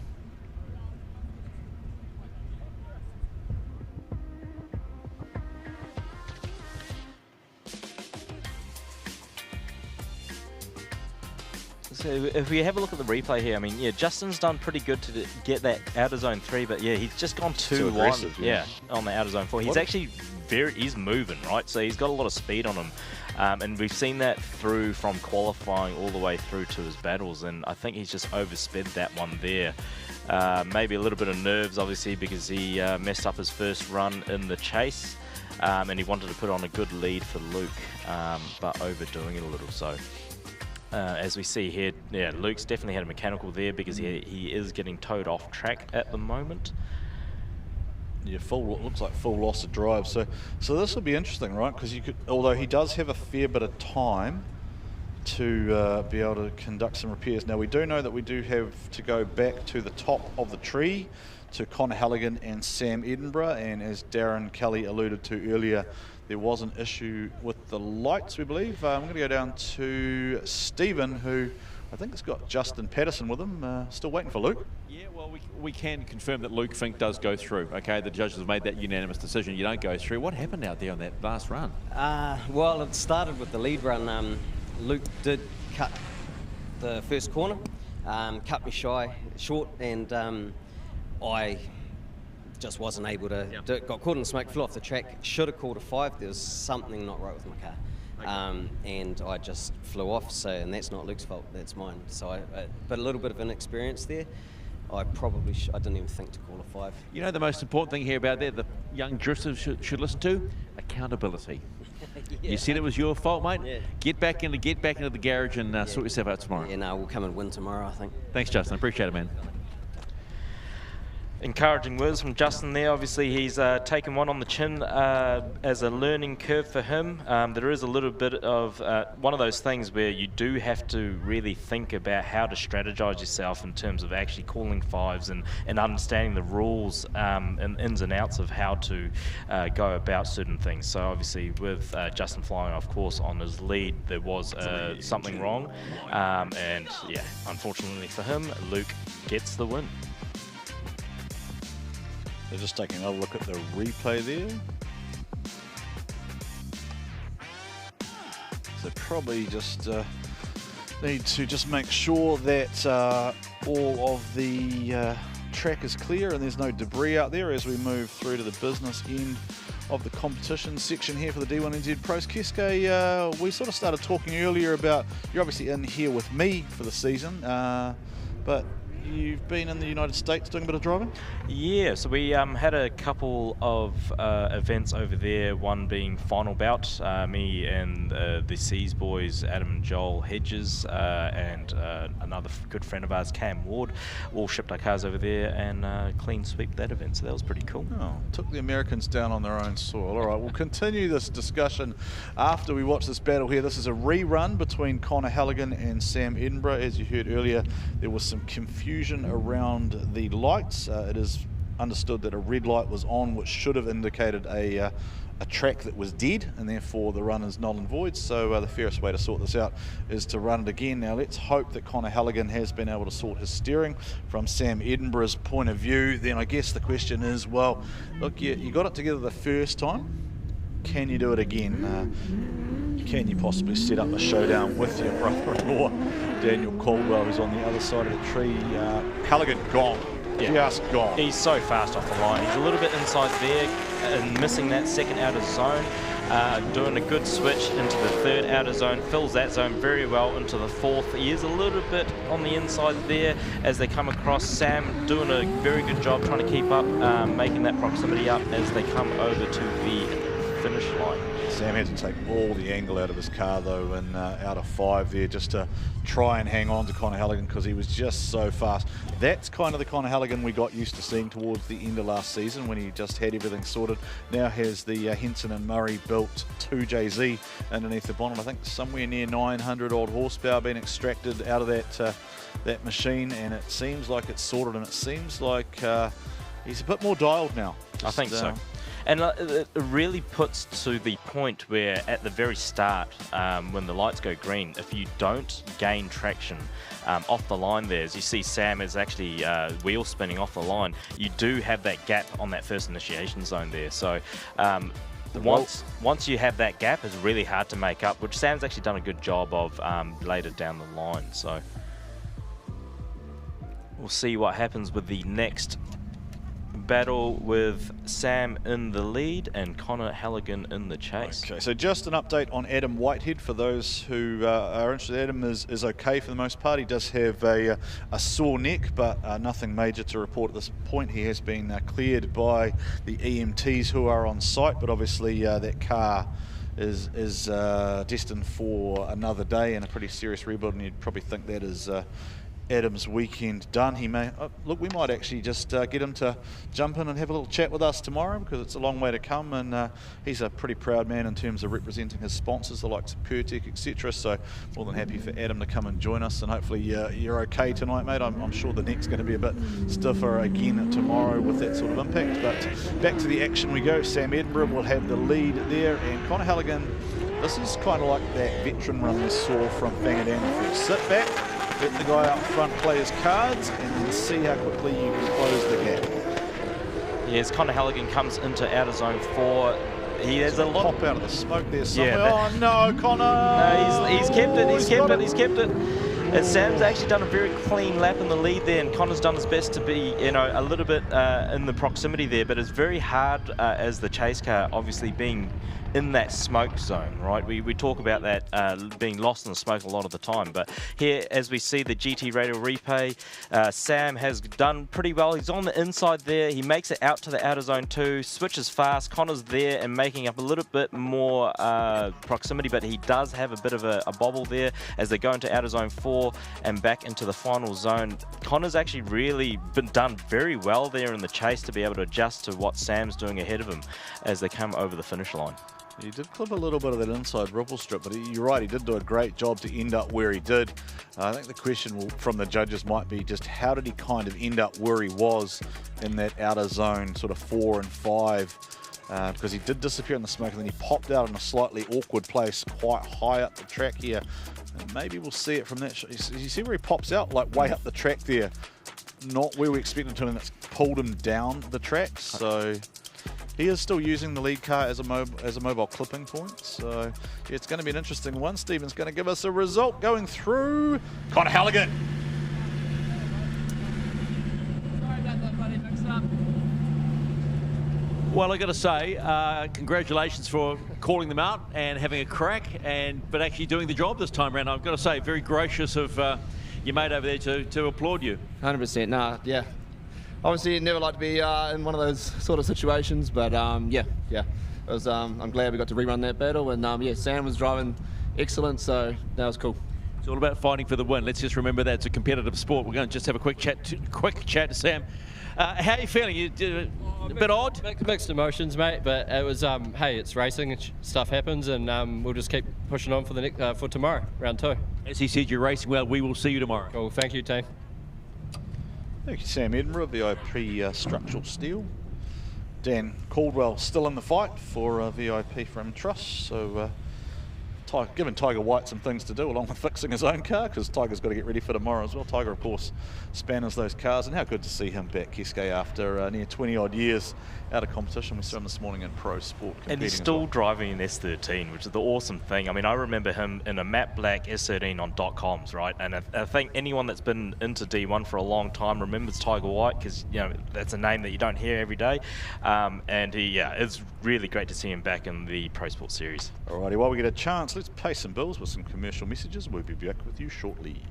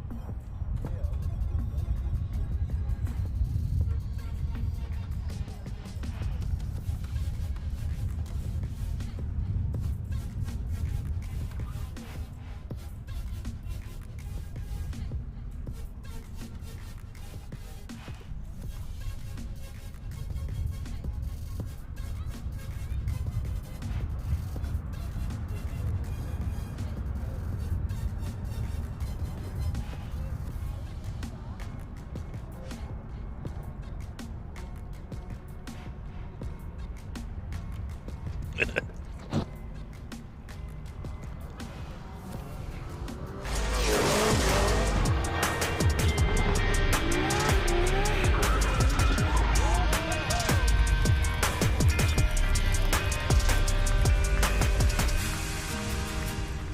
Welcome back to Teretonga, ladies and gentlemen. Round number 1 of the D1NZ National Drifting Championship. My name is Warren Sare. On the microphone with me is Keisuke Nagashima, former pro sport champion. And Keisuke, we've had an event-filled afternoon. We're a little bit behind schedule at the moment because we've seen cars flying off left, right, centre, straight ahead. One even tried to go back to Bluff with them. It might have been Gore, but wherever it was going, it was gone. I think we have Jo in the pit, so we'll go back to her. As she is, no. I think we're still watching the action on the screen as Rody Knowles is about ready to do battle. He's still in the fight after his best qualifying result ever. So I think it's just getting a little bit later here in the day. There's been plenty of sun, plenty of action, plenty of interesting moments for all to digest here at round number 1. I'm sure there will be plenty of dialogue tonight online. And if this doesn't whet your appetite for round 2 tomorrow, as we run in reverse and then set you up for Pukekohe, round number 3. Now get your tickets now, by the way, because the VIP and the VVIP are already starting to sell out. So Rody going to have his work cut out for him with a hungry Ben Jenkins in the chase, Keisuke, but he's out nice and wide early. No, Rody's actually done a really good job there. So you can't actually see Ben as he's in the smoke there, but as they switch back, Rody's done a very good job getting to the outer zone 3. Ben's tucked in there, very good proximity on Rody there as he goes deep into outer zone 4, and they both kind of... Rody, no! And it's all she wrote for Rody in the lead there. What is happening on that corner? Is it just... I wonder if maybe the heat's coming out of the fronts or something by that point in time. They just haven't got enough heat into them, but then they've been through a fast section before then, so is it... I don't know. Maybe the track conditions are changing. I'm not too sure. I mean, everyone's saying that the track surface is very grippy for this type of track. So it's a very high-speed track. Maybe the fronts aren't delivering what they need to. Alrighty, let's go down to our pit host, Joe Maulder. All right, we've got Luke Fink, who's just competed in his top 16 battle. I would say you got a little bit lucky there. Tell us about what happened. Yeah, so first run, heater, I was super stoked with my first run. Turns out he went 4 tyres off. And so I knew, just do a nice lead, but I still wanted to be nice and aggressive with it. And on the run-up, my diff just let go. And I sat there literally just watching him ride off into the sunset. And then he went 4 tyres off. So I got extremely lucky, but unlucky at the same time. But the boys here at JDM, as you can hear in the background, are absolutely thrashing away to try and get another diff in time. So fingers crossed we can get it fixed in time. But, there's still a little bit of work left to do. But yeah, we'll be right. I'm sure we'll be right. I'm sure they'll get it done without calling you 5 if they can. And all the best in the top 8. Thank you. Thank you, Joe. Doing a great job down there with our resident champion, Mr. Fink, who is out on track now that he has a license again. So, Keisuke, you and I were talking earlier about your plans and what you've been up to. You were talking about the United States, but there's some things going on here New Zealand-wise as well? Yeah, we're trying to get involved as much as we can as budget allows, but I'm building a new GR86, which I'm hoping to be one of the first pro competition GR86s in New Zealand. So we're trying to do that, but at the same time we're very busy going back and forth to the States, and we actually saw James McManaway at Hot Pit Autofest in Las Vegas driving Jeff Jones's 350Z. He actually borrowed a Mustang at first, which blew the motor, unfortunately. I was spotting for a friend of mine, Alex, who used to drift in New Zealand. Now he drifts a 1,000 horsepower Mustang in the States. But James did a pretty decent job at Hot Pit, and then he went to SEMA and drifted there too, which was pretty cool. Myself, I went to Apple Valley Speedway and competed in Super D Matsuri, which was a 3-day event, Friday, Saturday, Sunday, and I've actually got my championship winning car in the States there in California. So I got to drive that there, which is an awesome experience being able to drive with the boys. Are you still on the 205 tyre over there? You've stayed loyal? I'm still on the 205. I'm actually running Falcon RT 615K pluses in the rear, which is still a 205 50-15. So yeah, unfortunately, I don't know if it's fortunate or fortunately, I'm still the 205 king. Right. So we're just taking in an aerial shot there of Rhodey Knowles. He's called his 5 minutes, and I can see him out of the car there. I can see, it looks like I think that's Justin Patterson just in front of him there, and some others in there chatting with him. So something's gone wrong there for Rhodey, maybe steering wise. And I wonder if, let's just have a look. Has Rhodey used his 5? If so, it means he doesn't have another 5 minutes to use. So Yeah, it'll be interesting to see what the CRO... Well, Rhodey didn't have a first round battle, and then Adam drilled the wall in the chase. So I don't know when he would have used it. I wonder if there's confusion here around, I think Rhodey might have used his 5 minute qualifying timeout. That could be what the confusion is. I think maybe he may have taken a 5 in qualifying, but I don't have a note here about a 5. So let's find out from Joe what's going on.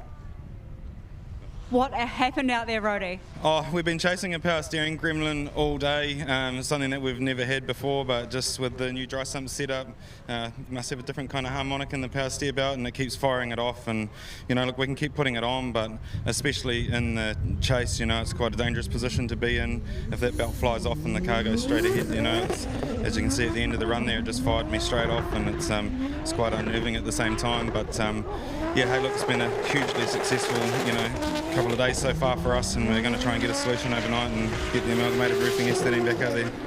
All the best for tomorrow, Rhodey. That's mate, thank you. Yeah, so we didn't officially get a call there that he had withdrawn, but the fact that Ben Jenkins has been released solo means that effectively the 5 minutes for Rhodey has potentially elapsed. So Ben locks himself into the top 4, and if he wins, are we going to hear the end of it in commentary? I don't know. I mean, he might not want to come back. Oh, I think he's actually maybe got an advantage actually watching all the pro sport to be able to get in and do what he needs to in pro. So he might actually come back and be loving commentating, to be honest. Well, yes, he's always got a thing or two to say, hasn't he, Benny? And he certainly does love interacting with Stephen McIvor and Joe down there in the pits and having a bit of fun and having a bit of a laugh. One of the true characters of the sport is Ben Jenkins, so we do appreciate him giving up his time and being part of our broadcast team for 25-26. If you have just joined us, Ben is our host with myself for the Pro Sport Series. Keisuke joins me for Pro as Ben goes back to driving duties. And we're going to go down to Stephen McIvor. Well, it looks like Rhodey had already used his 5 up, mate, which is bad luck for him, but good luck for you. Oh, look, you're giggling and laughing. What's going on? You're in the 4 now. I'm just having fun. Unfortunate for Rhodey there. We're going to put on a good show. It was a lot slower than I anticipated, so I was a lot on the left foot brake and a lot of handbrake use, but hey, I'm enjoying this. This is really cool, and I can't wait to get out there in the top 4. I don't know what you're smoking, but get out of here. Thanks, Stephen. I don't know what he's smoking either, but yeah, no, he's doing a bloody good job out there at the moment. As we come into the top 8 battle with Connor Halligan in the lead, with Dean Young in the chase. Connor doing a very good job getting out to outer zone 1, a little bit inside there, not hitting outer zone 2. Dean's had a little bit of trouble, I think, in that chase position. Connor comes through outer zone and he's reinitiated, so that's interesting lead lap by Connor there. He might be having a little bit of trouble with his car again. Don't know what's going on. Do you know what my observation of that run is, Keisuke? We have a Pro Sport champion calling 2 Pro Sport champions. Oh, yeah. There's 3 of you all in one little conversation, all together, just having a Pro Sport party. You know what? I wouldn't have done it like that, No? No, you wouldn't have, because your tyres would have been 55 millimetres smaller. Yeah, and your car would have been 300 kgs lighter. 100%. I think Dean's done a really good job there, being able to follow Connor, especially when Connor reinitiated coming into that final outer zone there. So Dean had some issues in the chase though. It wasn't tidy in the chase. There was a moment here, I think in outer zone 2, I think it is here. Just as Dean goes around here, you'll see there's a big waver from him. Yeah, he's definitely lost in the smoke, I think. So he misjudged that switchback coming into outer zone 3. But then again, here is where Connor's missed the last part of outer zone 4 and had to reinitiate to get into that final outer zone there as they come over the finish line. So both making a little bit of mistakes, little scrappy runs, but let's see what happens with the next run, where Dean Young will be in the lead and Connor Halligan in the chase.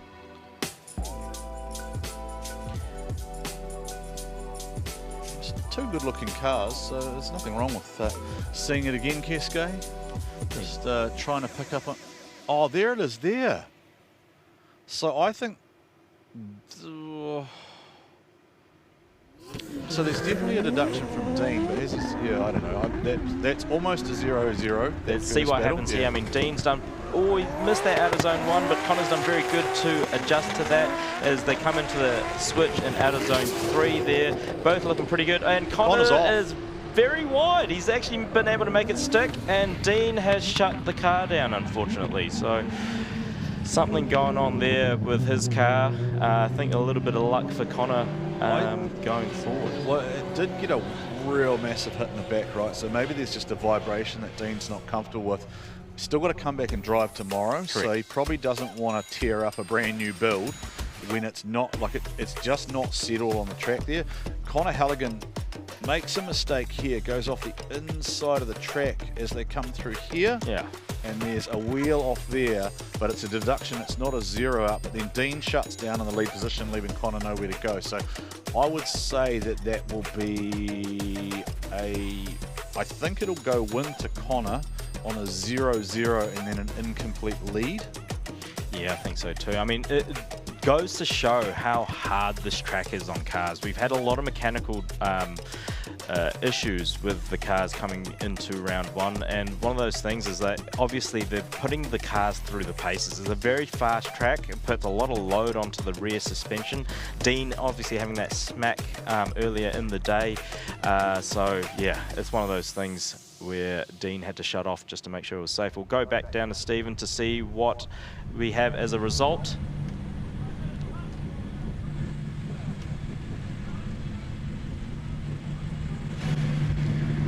Connor Halligan and Ben Jenkins, that's going to be wild.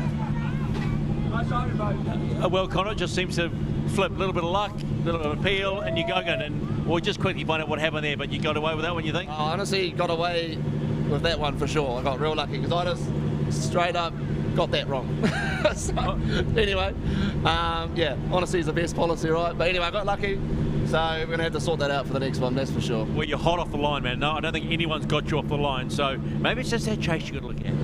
Yeah. Well, like I said earlier, we're learning on the job here. So this track's actually really hard to chase on. It's just smoke most of the time. So you're kind of just making the best guess. But anyway. Stand to 4. Cool. Just quickly see what happened. To hard luck, Dino. What happened? Oh, randomly had a cut. Top of 4th on the last outer zone there. Yeah, haven't had a cut all weekend, and sure enough, it'll do it now. All right, we'll see you tomorrow because you are flying, man. Right on, man. Thank you. All right, we're going into top 8 with Dave Steeman and Dan Caldwell. Dangerous Dave leading. No, Daniel Caldwell leads Dangerous Dave Steedman. Dan Caldwell potentially on for one of his best D1NZ results so far. He is I believe he is a Drift South champion, or has been in past. So good. Oh, and Dave's off the inside of the track.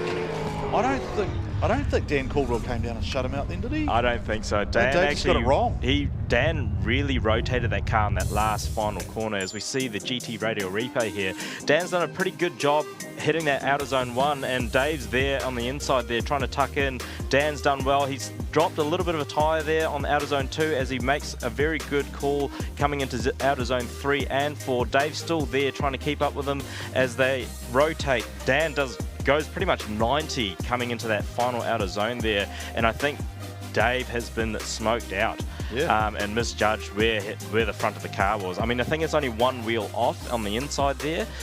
He's made it around the corner, so we'll see what happens with the next run. But yeah, good lead run by Dan Caldwell here. I'm sort of cheering a little bit for Dan. I wouldn't mind South Islander on the podium for coming down here. So there's something there from Dave as well too, kind of in and out of it. And then I think what you'll notice here is through here he sat flat and he never actually sort of extended down to zone 4, and that's what pushed him up the track and then the dive back down through and inside, and yeah, caught in that blanket of smoke from that VIP machine. So wow, what are the wise men looking for, Keisuke? We've been right some of the time and wrong some of the time, and that's kind of just how commentary goes, right? We offer our opinions, but ultimately only 4 people's by definition matter. Yeah, 100%. I mean, I think Connor hit the nail on the head with the chase run. It's super hard to predict where the car's going to go because you are in that blanket of smoke, as I said. So we'll see how Dan Caldwell does in the chase position here as Dave comes off the line and initiates into the first outer zone, doing a very good job trying to stay wide there, and does mid-track coming into the second outer zone, does a good quick switch. Dan's kind of left behind a little bit to see if he can make it out the smoke zone there, as Dave does very well to go into outer zone 4. A little bit of adjustment there to get into the final outer zone, and Daniel is on the very outside edge of the track. Gone. I thought it was all right until then, but I think what you just watched is the difference in experience, and with the greatest of respect, that is the difference in Dan Caldwell probably having not spent as much time running on a track like this against competitors with the speed and smoke of Dave Stevenson, right? Like Dave is grumpy with himself because he's an old man. He's got angry with himself for putting a wheel off the inside. He's gone, right, I got to go and prove a point.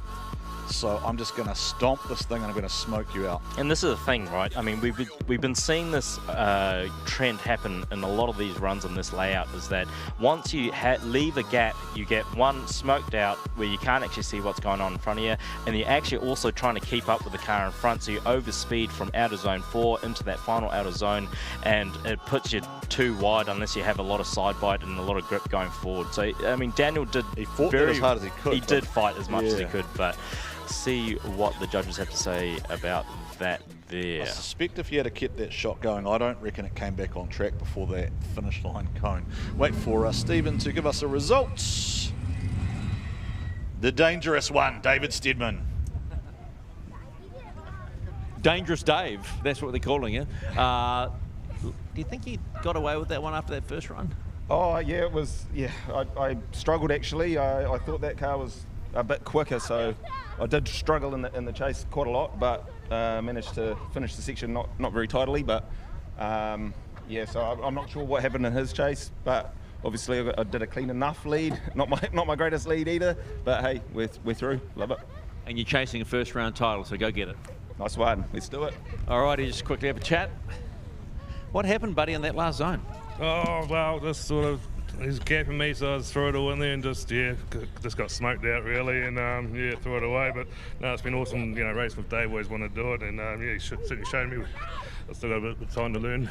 Mate, you give me the impression you just want to get out of here and have a cold one. Yeah, I probably will, actually, mate. Yeah, it's been a big day. Well, it's a big day tomorrow. Thanks for the entertainment. All right, cheers, mate. Appreciate it. Oh, I love the raw honesty. Like, do you get any more just southern spirit in that interview? Yeah, no, I'm done. No, that was all right. Oh, well, we'll just go and have a beer, shall we? We'll go and have a beer and a laugh about it. Look, Dan Caldwell, though, hold your head high, mate. That was a solid effort for you getting through into the top 8 there, and you could lord that one over Sam Edinburgh a little bit. He went out in 16, so you're in the 8, and that sets you up for tomorrow for the reverse layout. And yeah, I think he sort of echoed what I said, right? It's just that experience factor. I think this will whet the boys' appetite. I think we'll see them now that they know that they're capable of this. I expect we will see them at Pukekohe, hopefully, and then Gisborne and Bay Park. Those cars will certainly be a handful at Bay Park with that level of horsepower. You'd almost think maybe dial them back to 850, 900 or odd. So just makes it that much easier to, I'd term it as massage it around some of those tighter tracks. 100%. It all comes down to that balance between power and grip levels, right? And especially with a fast track. Yesterday it was mixed conditions, people were gripping up for the rain, and then once they got into qualifying they were gripping it up, they left it gripped up and all over the place. Today I've heard that a lot of people have been ungripping their cars to be able to put on decent runs here today. So it's just finding that fine-tuning area between the setup and drivability of the cars. As we look here as Fanger Dan and Luke Fink, two monsters of D1 here. Monsters, legends, champions, both here and abroad. Fanger Dan, the wily old... Oh, Luke Fink is right there. Did he just give him a little tap?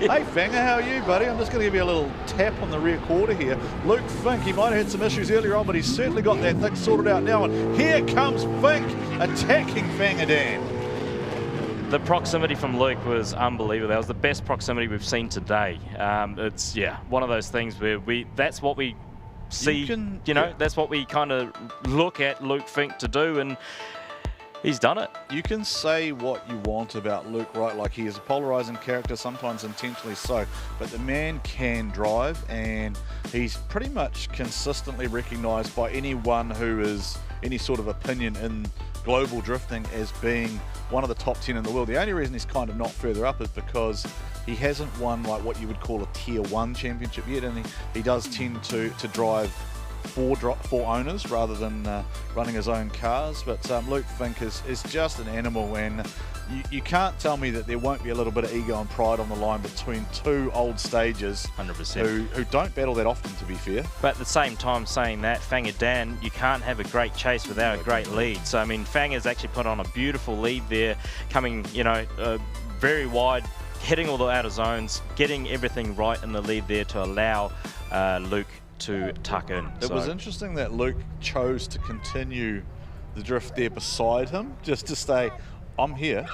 Like, I'm not, I know you're Fanga Dan, but I'm not backing off. So this is going to be really interesting, because this has the potential to get quite aggressive here.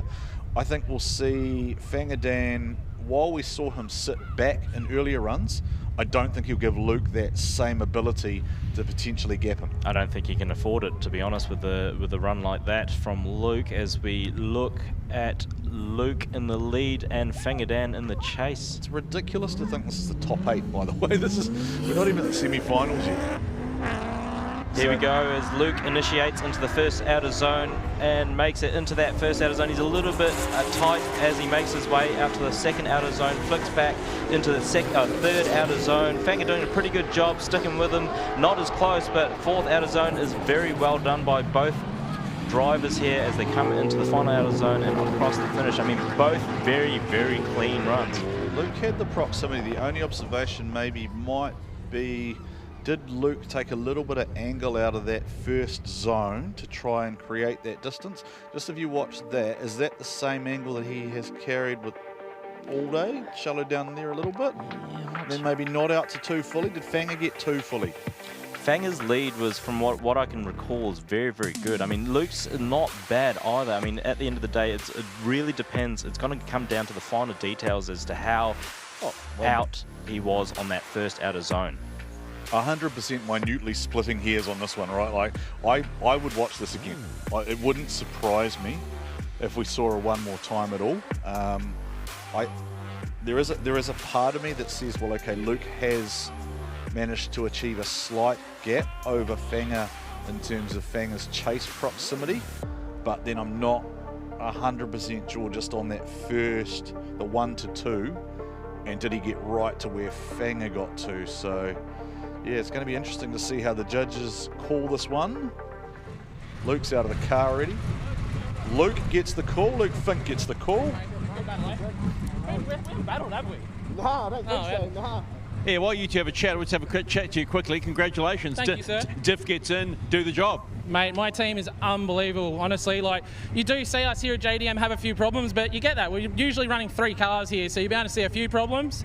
But man, the guys put the work in, got a diff swapped over in, 10 minutes, like, ridiculous. And this is our first battle, multiple times DK, so super fun to battle him out. It was clean, no damage, much to probably a lot of people's disappointment, but yeah, let's get on to our top 4. You're in the top 4, buddy, and mate, isn't this good, right? Yeah, good, hard battling. Oh, definitely, yeah. It's like, couldn't see anything through from outer zone 2, outer zone 1 through to 2, and I knew I could trust Luke and keep my foot into it, and I think I did bloody awesome, but I could have done better in my lead actually, yeah, but you know what? 2 good drivers make 2 good chases, 2 good leads, right? Yeah.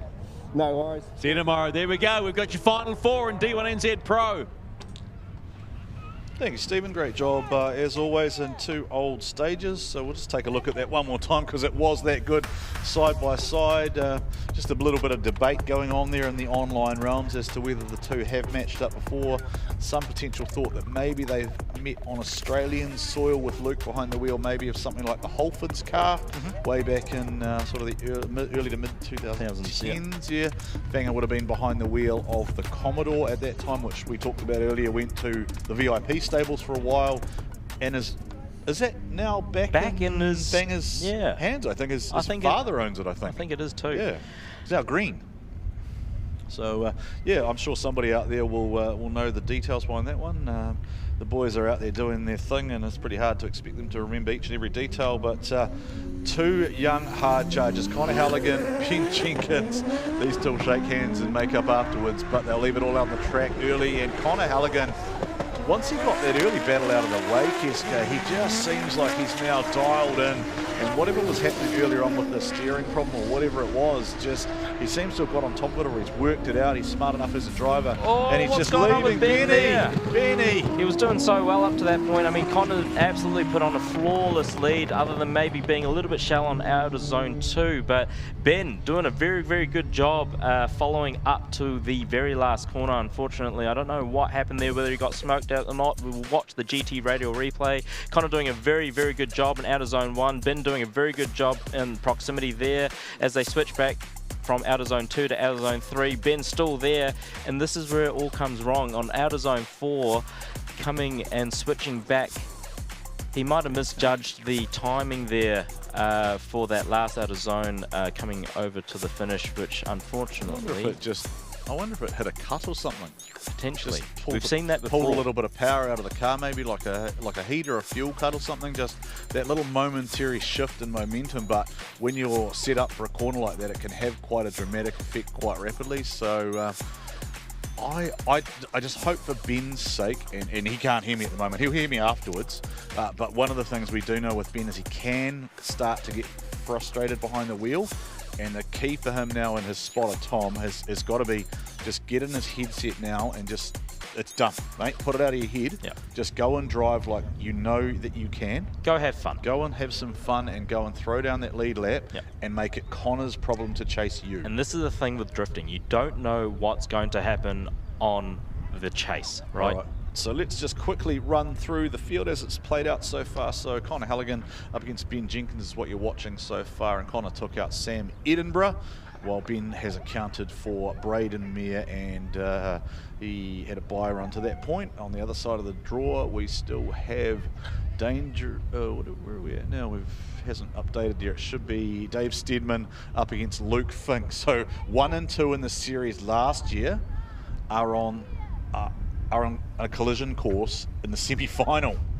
So as you heard me say earlier, neither of those two finished outside the top 8 last year at all. Connor was also top 3 in the championship. Yes, he was last year. So yeah, very interesting to see the cream rising to the top. So is this Connor playing a game sitting back here? Don't know. I think Benny's just gone off the line and really tried to make it work as he comes into the second outer zone, flicks back into the third outer zone, absolutely on the loud pedal. Connor is switching back a little bit early. We'll see what the judges think of that, but he's a very shallow angle as Ben does a very good lead lap there to finish off, coming across the finish line there.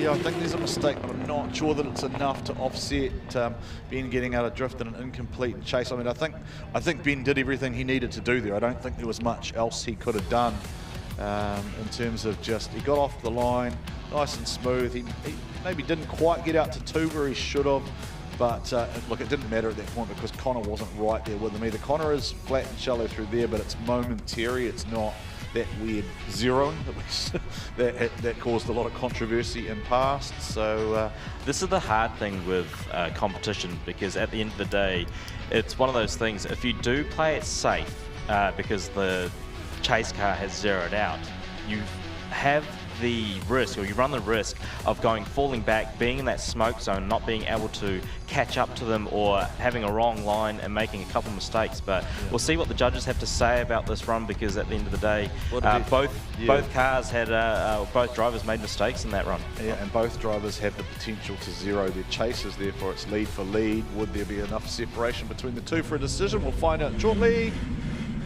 It is a one more time. It is one more time, so the boys will need to go and change some tyres. Ben's clapping his hands, he's keen. I'm pretty sure Connor's pretty keen to go one more time as well, so good on the boys, get them out there and watch another run. I'll tell you what, Connor Halligan's anything he wins out of today, because he's had to go against Sam Edinburgh again, and now he's owing Team Ben. I don't know, can the judges hear us? Are they able to still hear us? It would be good to maybe just get a quick, maybe be able to get a quick word if we possibly can. Only if we've got time before we switch over to watch Dangerous Dave and Luke Fink, last year's season champion and second place finishers. But I hope head judge Darren Kelly is able to just offer some clarity there for us. Darren, zeros in chase, was it?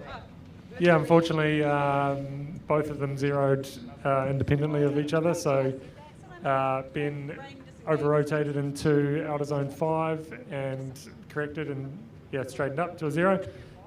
Connor did the same thing independent of what Ben was doing in the lead, up past outer zone 3 and straight in between outer zone 3 and outer zone 4. So unfortunately we can't make a call either way other than an OMT.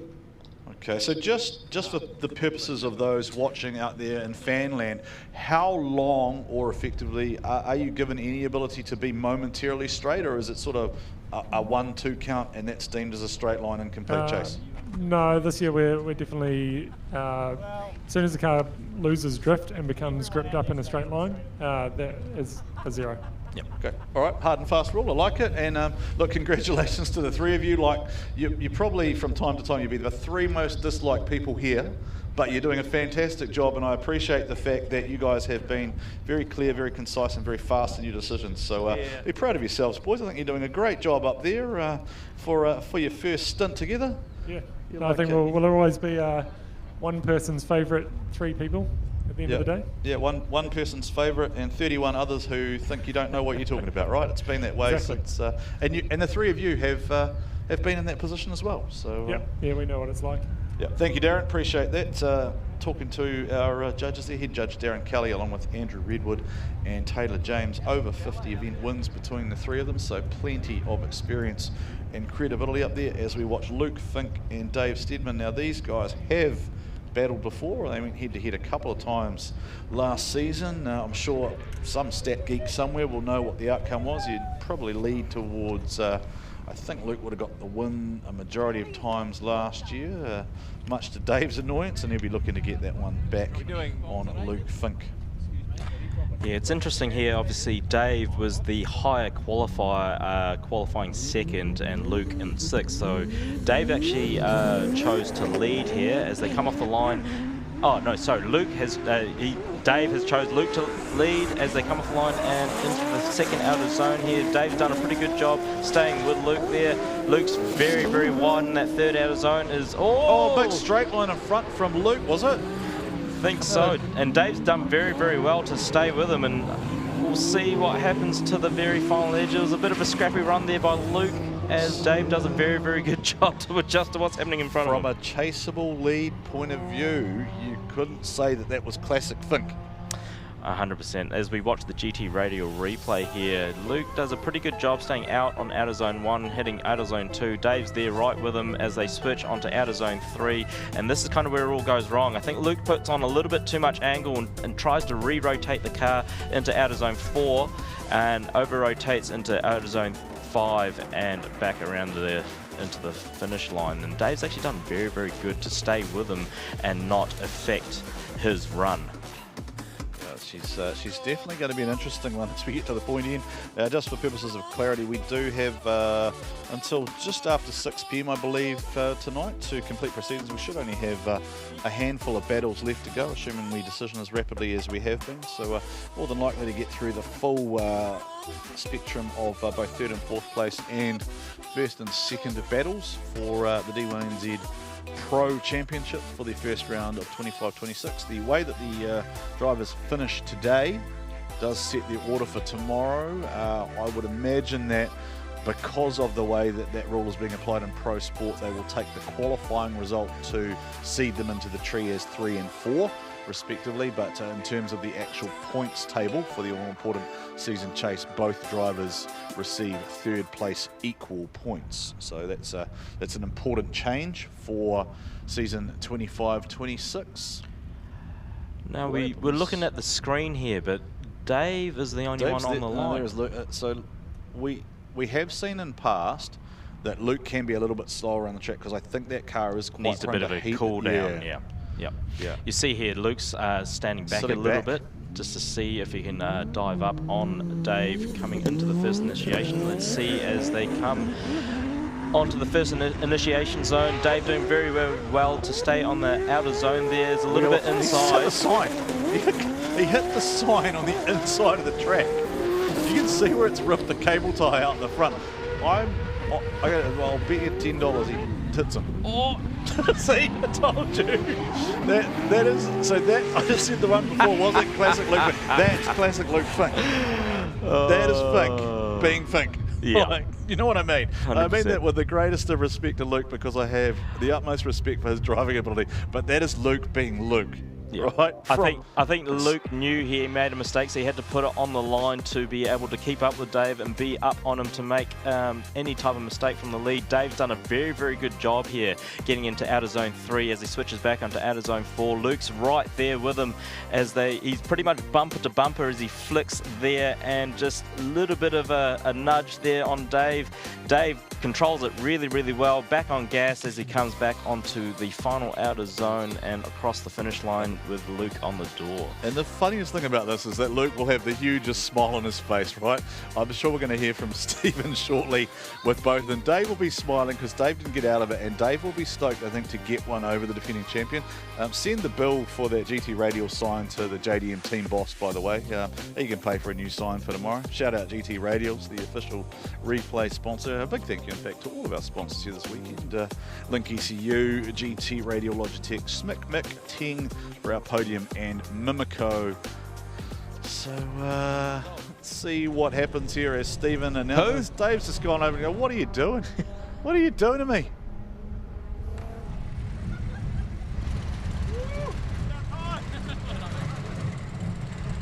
Well, don't hold back. About time, he says, eh? Yeah, we've battled many times, and I'm pretty sure that's the first win, so I'll take it. That chaser, he was all over you like a wet rag there, wasn't he? Oh, no doubt.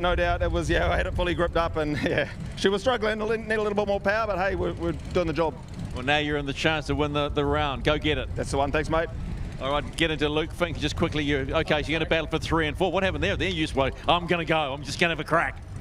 Yeah, I had a little correction in the lead there and sort of knew I had to put it on the line. And then we have a little bit of a saying at home, enter shit, get hit. And entry into the last corner was a bit like that, so he got hit. All right, mate, we'll go fix her up because you've got to battle for 3rd and 4th. Yeah, we've got to fix her up. Oops. A little bit of a job. Yeah, that'll be right. Well done, mate. Just say what I think he said. Yeah, I think a couple techie tech screws will do the job for him, and a couple zip ties, but that's what most drift cars are built with that I handle. And I think the JDM racing cars are somewhat the same. Yeah, the boys are removing that bumper because Luke will just drive over it, right? He's just going to drag it back to the pits and hand over the keys. You guys fix this. Yep. One more time still to go. Benny Jenkins, Connor Halligan. Are we going to see Connor Halligan versus Dave? Are we going to see Ben Jenkins versus Dave, who battles Luke Fink for 3rd and 4th? Getting down to the business end of the D1NZ National Drifting Championship, ladies and gentlemen, here at round number 1 at Teretonga, the southernmost racetrack in the world, right at the bottom of the South Island. And we thank you for joining us here for an action-packed day. Keisuke, we've seen so much and still a lot to play out here as we get to the very business end of competition.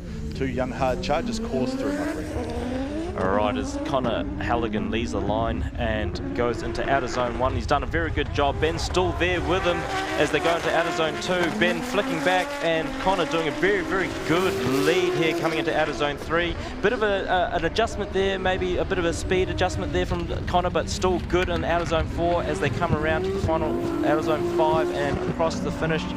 Ben just losing a little bit of proximity at the very end there, but yeah, very good runs from the both of them. Did Ben put himself in an awkward position there and then have to hold that car almost on opposite lock up through the top of 4? It looked like he kind of popped out in the wrong place and he had to kind of make an adjustment. It's not here, it's just around this corner here. And then you watch where he pops out, kind of, he shoots right up next to Connor. And then as Connor switches back the other way, Ben's kind of found himself, had to drag. Yeah, 100%. I mean, like I said, I think Connor did a bit of a speed adjustment just to get the line right in outer zone 4, which Ben wasn't able to adjust to 100%, and it kind of pushed him quite tucked into Connor, which made him having to adjust for outer zone 5. So you see the judges having a look there at the same things.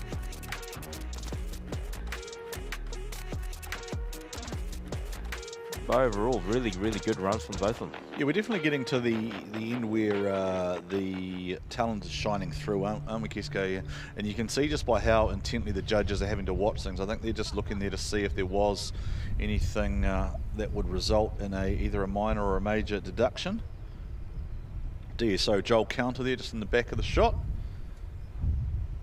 Nikki and Sammy, our race control officials, keeping the track running. We have only a couple of battles left to go. We do still have our Pro Sport podium, which will take place before our Pro podium. So we do already know the results of that. So if you're a fan of some of our up-and-coming Pro Sport drifters, then you want to tune in and enjoy the trophy presentations and perhaps a little victory speech or two. I don't believe we're not doing champagne showers today. Now that's just me telling you that. And the reason behind that is the drivers actually don't want the suits coated in champagne before tomorrow. So 100%. That is kind of a safety thing, as well as just not wanting anyone to get champagne in the eyes, etc. It's never very pleasant. It's not kind of like some of the other series where maybe they might have a race suit or two sitting around home. So let's watch what Ben Jenkins does here in the lead. Initiates in here pretty nicely, Keisuke, but Connor Halligan's coming at him like a rat. He's been an absolute menace since he's got that car sorted out, and now it's doing what he wants, Keisuke. Making a nuisance of himself, Halligan, but flat again. Yeah, 100%. I think he got caught out in the smoke there, just being on the wrong line with Ben, but he's actually been able to make it work and stick with Ben there. Ben's done a really good lead lap there, getting all the zones, and yeah, very glad to see another clean lap from the two.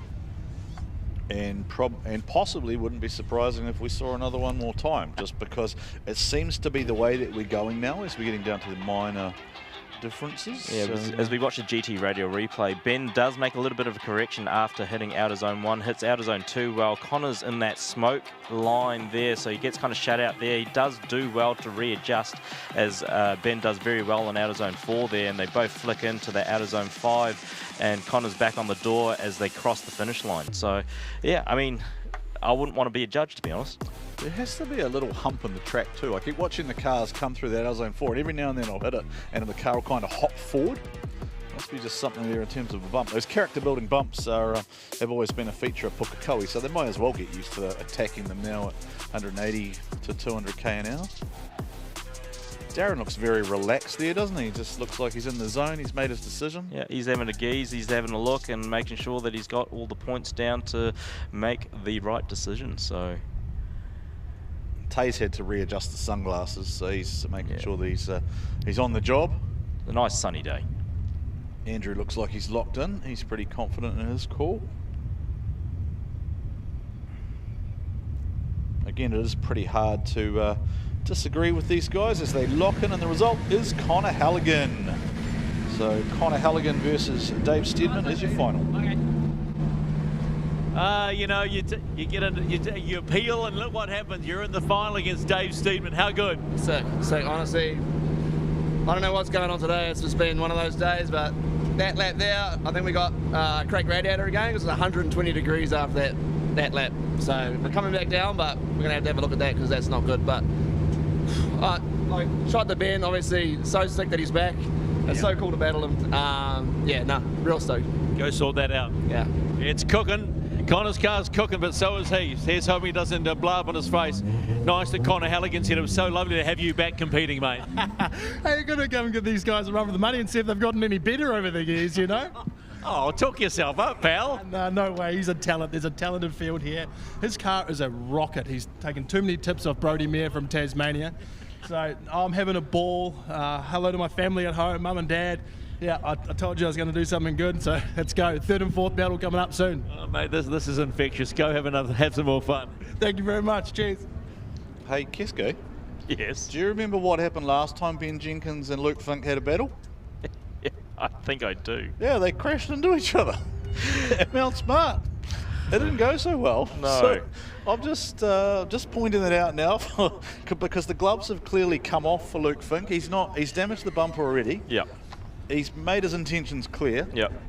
He's the defending champion, so he'll want 3rd place points because he won't want to give up that trophy because he quite likes lording that one over us, and he does quite like driving here. But look, Benny's on form. He's got a point to prove. He does have a point to prove, and he'd love to put himself on that podium. I think he's having a lot of fun too by the I think interview with Stephen. He and Stephen have a wonderful grandson-grandfather dynamic going on where they love to just tease each other a little bit. And it's a bit like you and me, to be honest. Yes.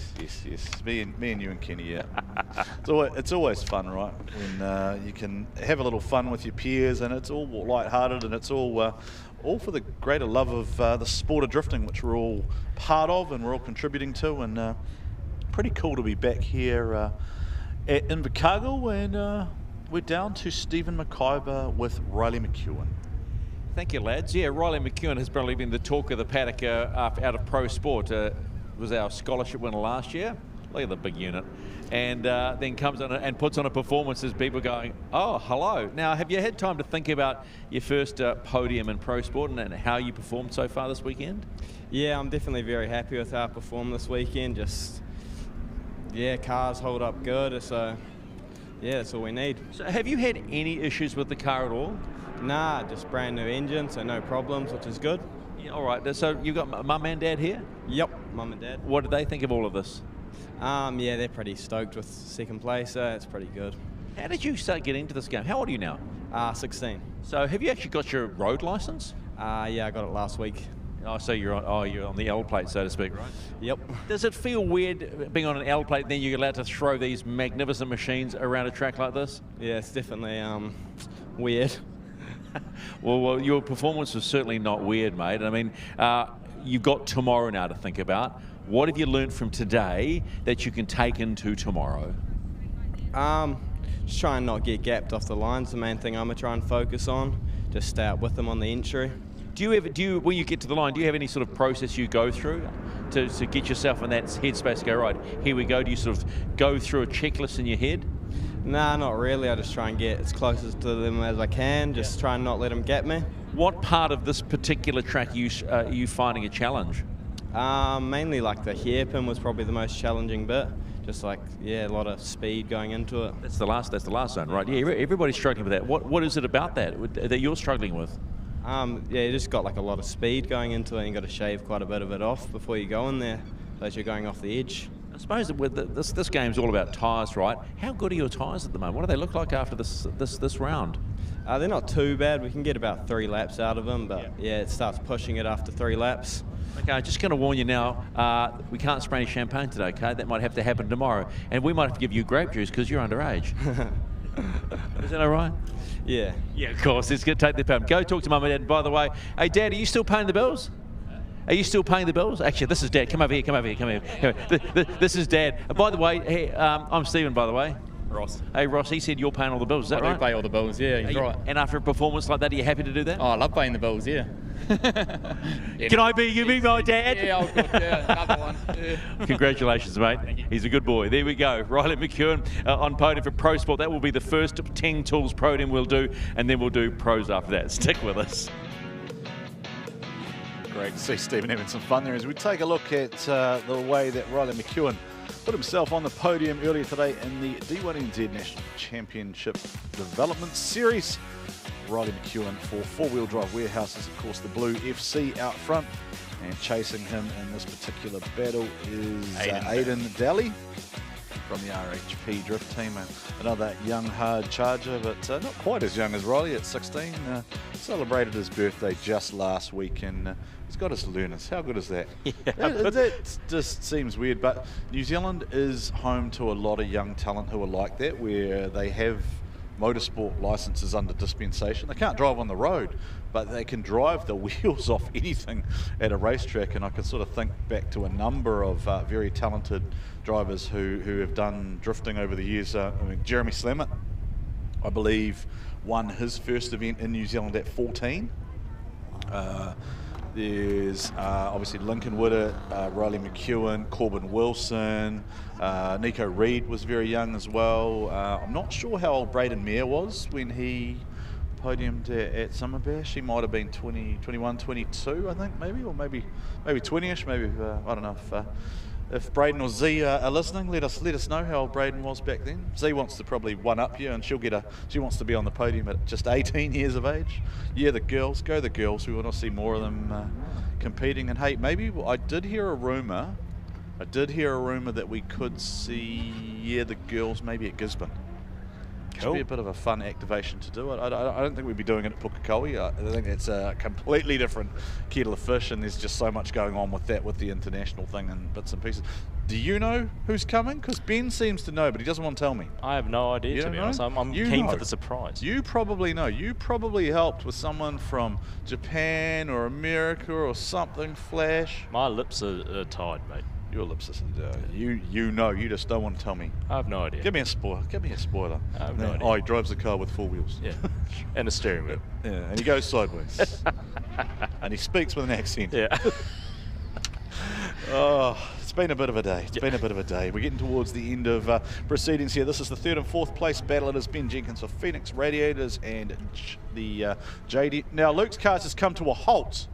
No, he's just playing games. He's all right. He's just playing games. Now, who was the higher qualifier here? Is it Ben is 5, Luke was 6. So Ben gets to choose. So Ben got to choose. That was why Luke sat there. Launchmaster Willie in the Link ECU start box, about to unleash our third and fourth place battle. Ben's in the lead here in the S15 and Luke in the chase. We'll see what Luke can do as Ben initiates into the first outer zone and does pretty well getting out to that first outer zone. Luke's on his door as they come into the second outer zone and flick back. Luke's still there. He's very much in the smoke and he's trying to adjust to Ben coming into the third, fourth outer zone there, coming out of the smoke and back onto the... Oh, Benny. I didn't do that. That was not me. That was not me either. Neither of us was talking, and it went again. Is there something binding up in the front or something? I mean, it might be a cart. It could be your car getting too hot. Obviously, he hasn't had much downtime since the last run against Connor. So as we watch the GT Radio replay, I mean, up till that point, they've been doing very, very well. Ben's putting a very good lead line.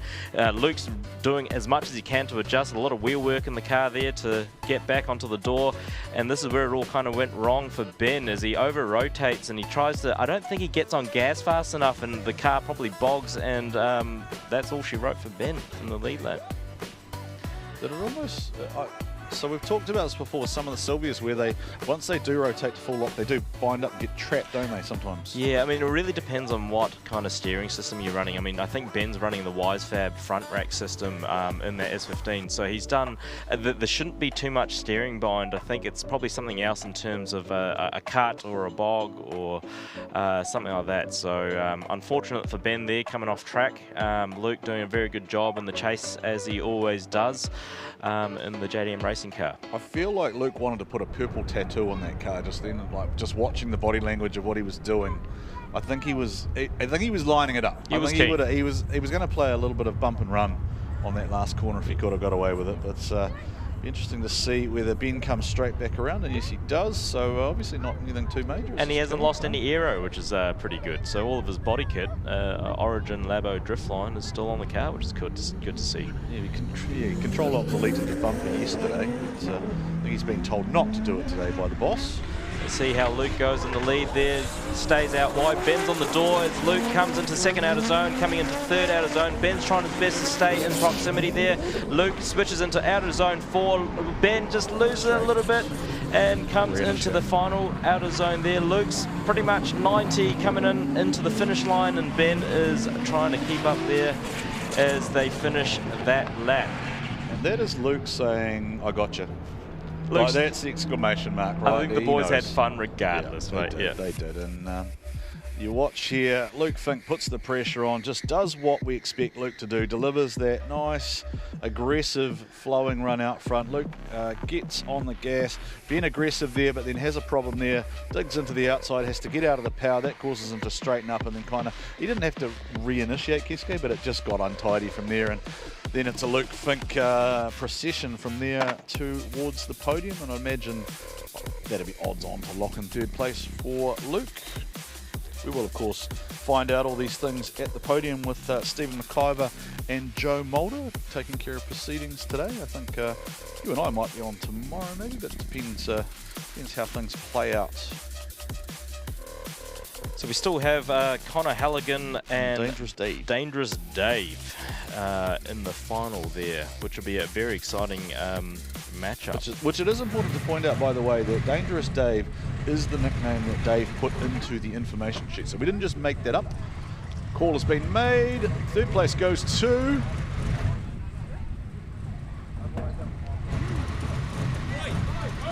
Luke Fink. It's third place.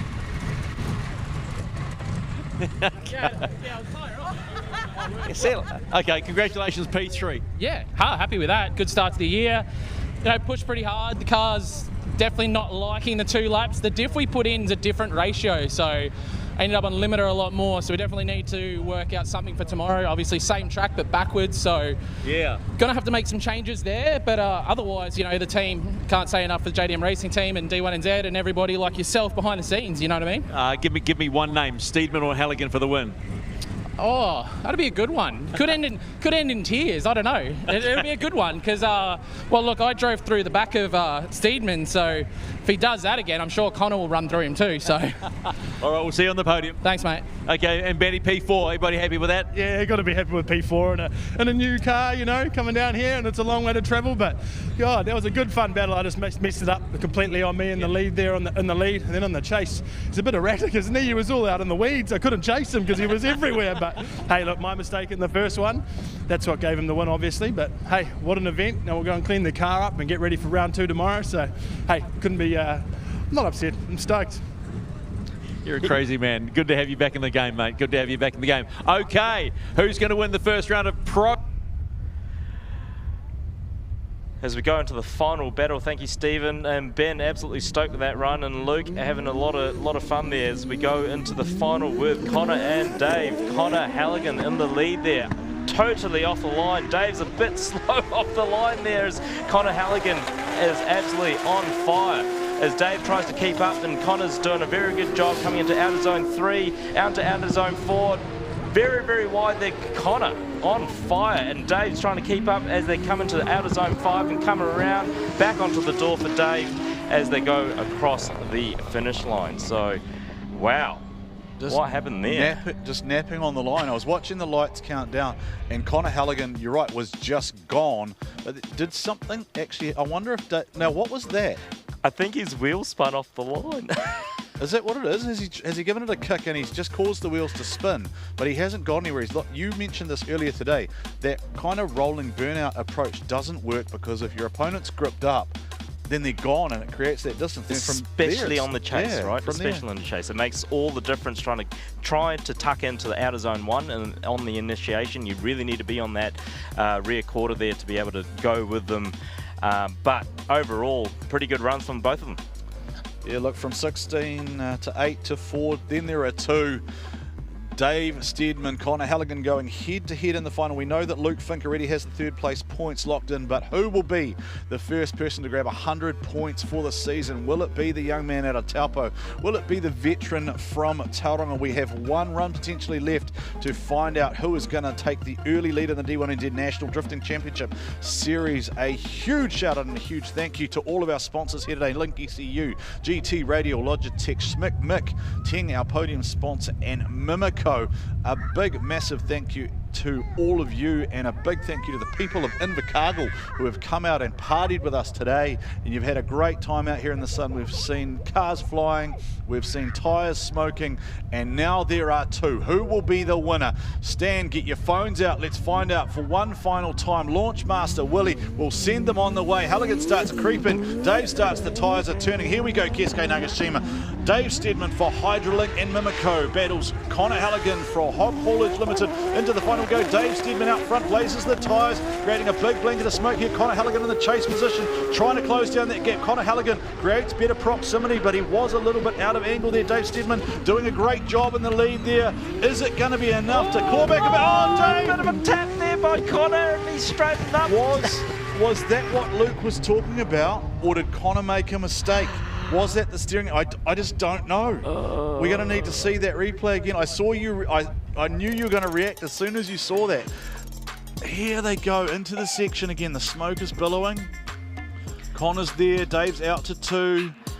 Dave's out to 3. There's a waiver there from Connor in the chase. But he's got a lot more proximity to Dave than Dave did to Connor. So it all depends on what happens here, right? So Dave rotates, Connor's right there, but then Connor's just, I think, maybe over gripped or something like that, and he's really done well not to hit Dave in his door. He would have been 2 for 2 out of the Hydrolink and Mimico cars if he did that. But Dave's car moves first, right? So Connor is reacting in the moment to Dave making a slight correction. It's going to be a hard call from the judges. The judges are going to have to look at this very, very precisely. That's why we're watching them on the screen at the same time, because they're watching the replay again. So see how Dave's just slightly waved and then he's kind of come back again? And I wonder if Connor thought he was going to straighten out on him, and he's reacted in the way that your brain is programmed to react to if you think a car's going to swing back around, because the butt of the car is going to come down and take the front off Connor's car. Yeah, 100%. I think Joel, is the DSO judge, is rewinding and making sure that all the little bits there. It's not going to surprise me if we watch a few replays of this, and again, look, it wouldn't surprise me maybe if there is a one more time, because it's a pretty hard one to call. As we look at the GT Radio replay again, I mean, Dave's done a very good job getting into outer zone 2 there. Connor has a little bit of a bobble there just to get out to outer zone 3. Does a very good switch coming into outer zone 4, and this is where it really becomes... It's hard to see. Yeah, I personally, I feel like it's Connor reacting to Dave, but there's also the earlier mistake from... Yeah, I just don't know. Hopefully Stephen does. Okay, here we go. It's the first time we'll crown a champion for the first round of the 2025 D1NZ Pro season. Who it's going to be? Is it going to be Connor Halligan or Dave Steedman? Who's it going to be? Dave Steedman wins round 1 of D1NZ here at Teretonga. This must feel nice and sweet, right? Oh, it really does. I don't feel like my driving fully deserves it, but hey, we'll take it, man. And this track is insane. Into that second lap, there's just no tyre left, but hey, we're having so much fun. So. You remember going in the reverse direction tomorrow? Yeah, I don't think it'll be as bad on the tyres. So there's sort of 1.5 less corners tomorrow, so it might be not so bad. We'll go park yourself over there, because we're going to do Pro Sport Ting Tools Podium in just a moment. It has been a hell of a day for you, Connor Halligan. One little appeal, and your driving gets you into the grand final. Yeah, it was probably a mix of all sorts, but anyway, yeah, we're happy to be here. Second place, like, with the day we've had, yeah, stoked, yeah. What is the temperature like in the car now? Very hot, very hot. We got some fixing to do. I think the radiator's cracked. We had that happen yesterday, so yeah. I know a guy that sells Phoenix radiators. I think you went against him. Yeah, it's not the radiator. I think it's might be my engineering work possibly, but we'll see. Well, congratulations on P2 for round 1. There's another round to go tomorrow. Get ready for the podium. Awesome, thank you, mate. Okay, so there you go. So we're going to get ourselves ready for the Pro Sport Podium. And trophies today will be presented by the owner of D1NZ, which is James McManaway. So I know the Pro Sport guys are lined up and ready to go. I can see them. Can I see it? They are so well organised. So just a note here that we couldn't run third and fourth, and it was qualifying positions that decided those podiums, but in fourth position was Isaac Aldridge. And in third position in Pro Sport, give it up for Sam Rowson. James McManaway with the third place trophy. And in second position, arguably, potentially the story of the day. He was the scholarship driver last year, and now he's made his first ever podium in Pro Sport. Riley McKeown.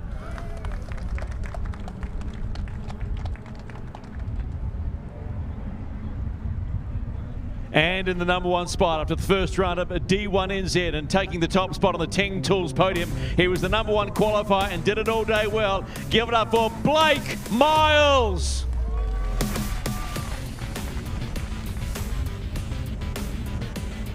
And that, folks, is your podium for round one in Pro Sport of D1NZ. Gentlemen, lift those trophies up high. There's no champagne tonight.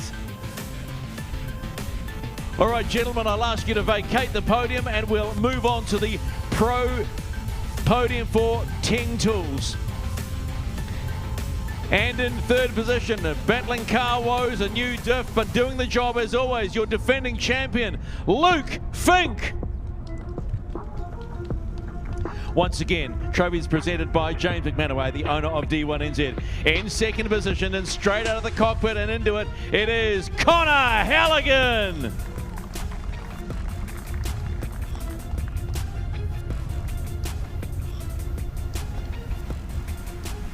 And your round one winner. Give it up for Dave Steedman in Pro.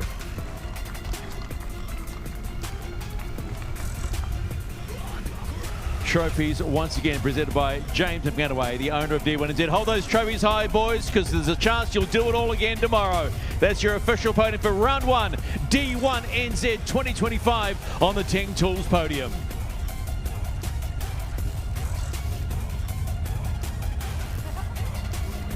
Alrighty, we'll do this one more time. We'll just get one final thought after round one. I'll go 3, 2, 1. Come down, boys. So, Luke, talk to me about this. Yeah, I know I'm small, mate. Okay. One of those weekends, right? One of those days, right? And you've got another one to do tomorrow. How do you think the car holds up tomorrow? Yeah, no, good. No, it looks good.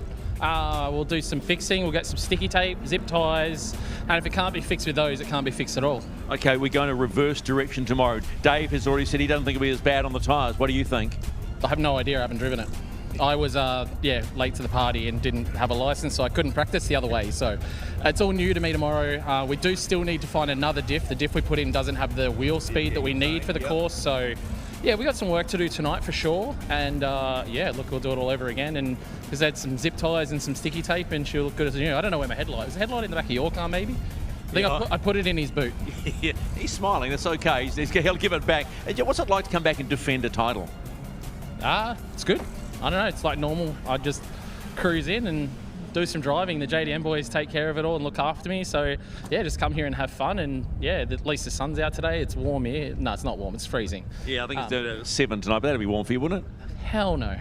All right, congratulations on P3 and the start of your defence. We'll go number 2 for Colin Halligan. I'll just whip over there a little smile, mate. Are you thinking what might have been? Oh, yeah, for sure. That's all right, though. I'm honestly stoked with second after today.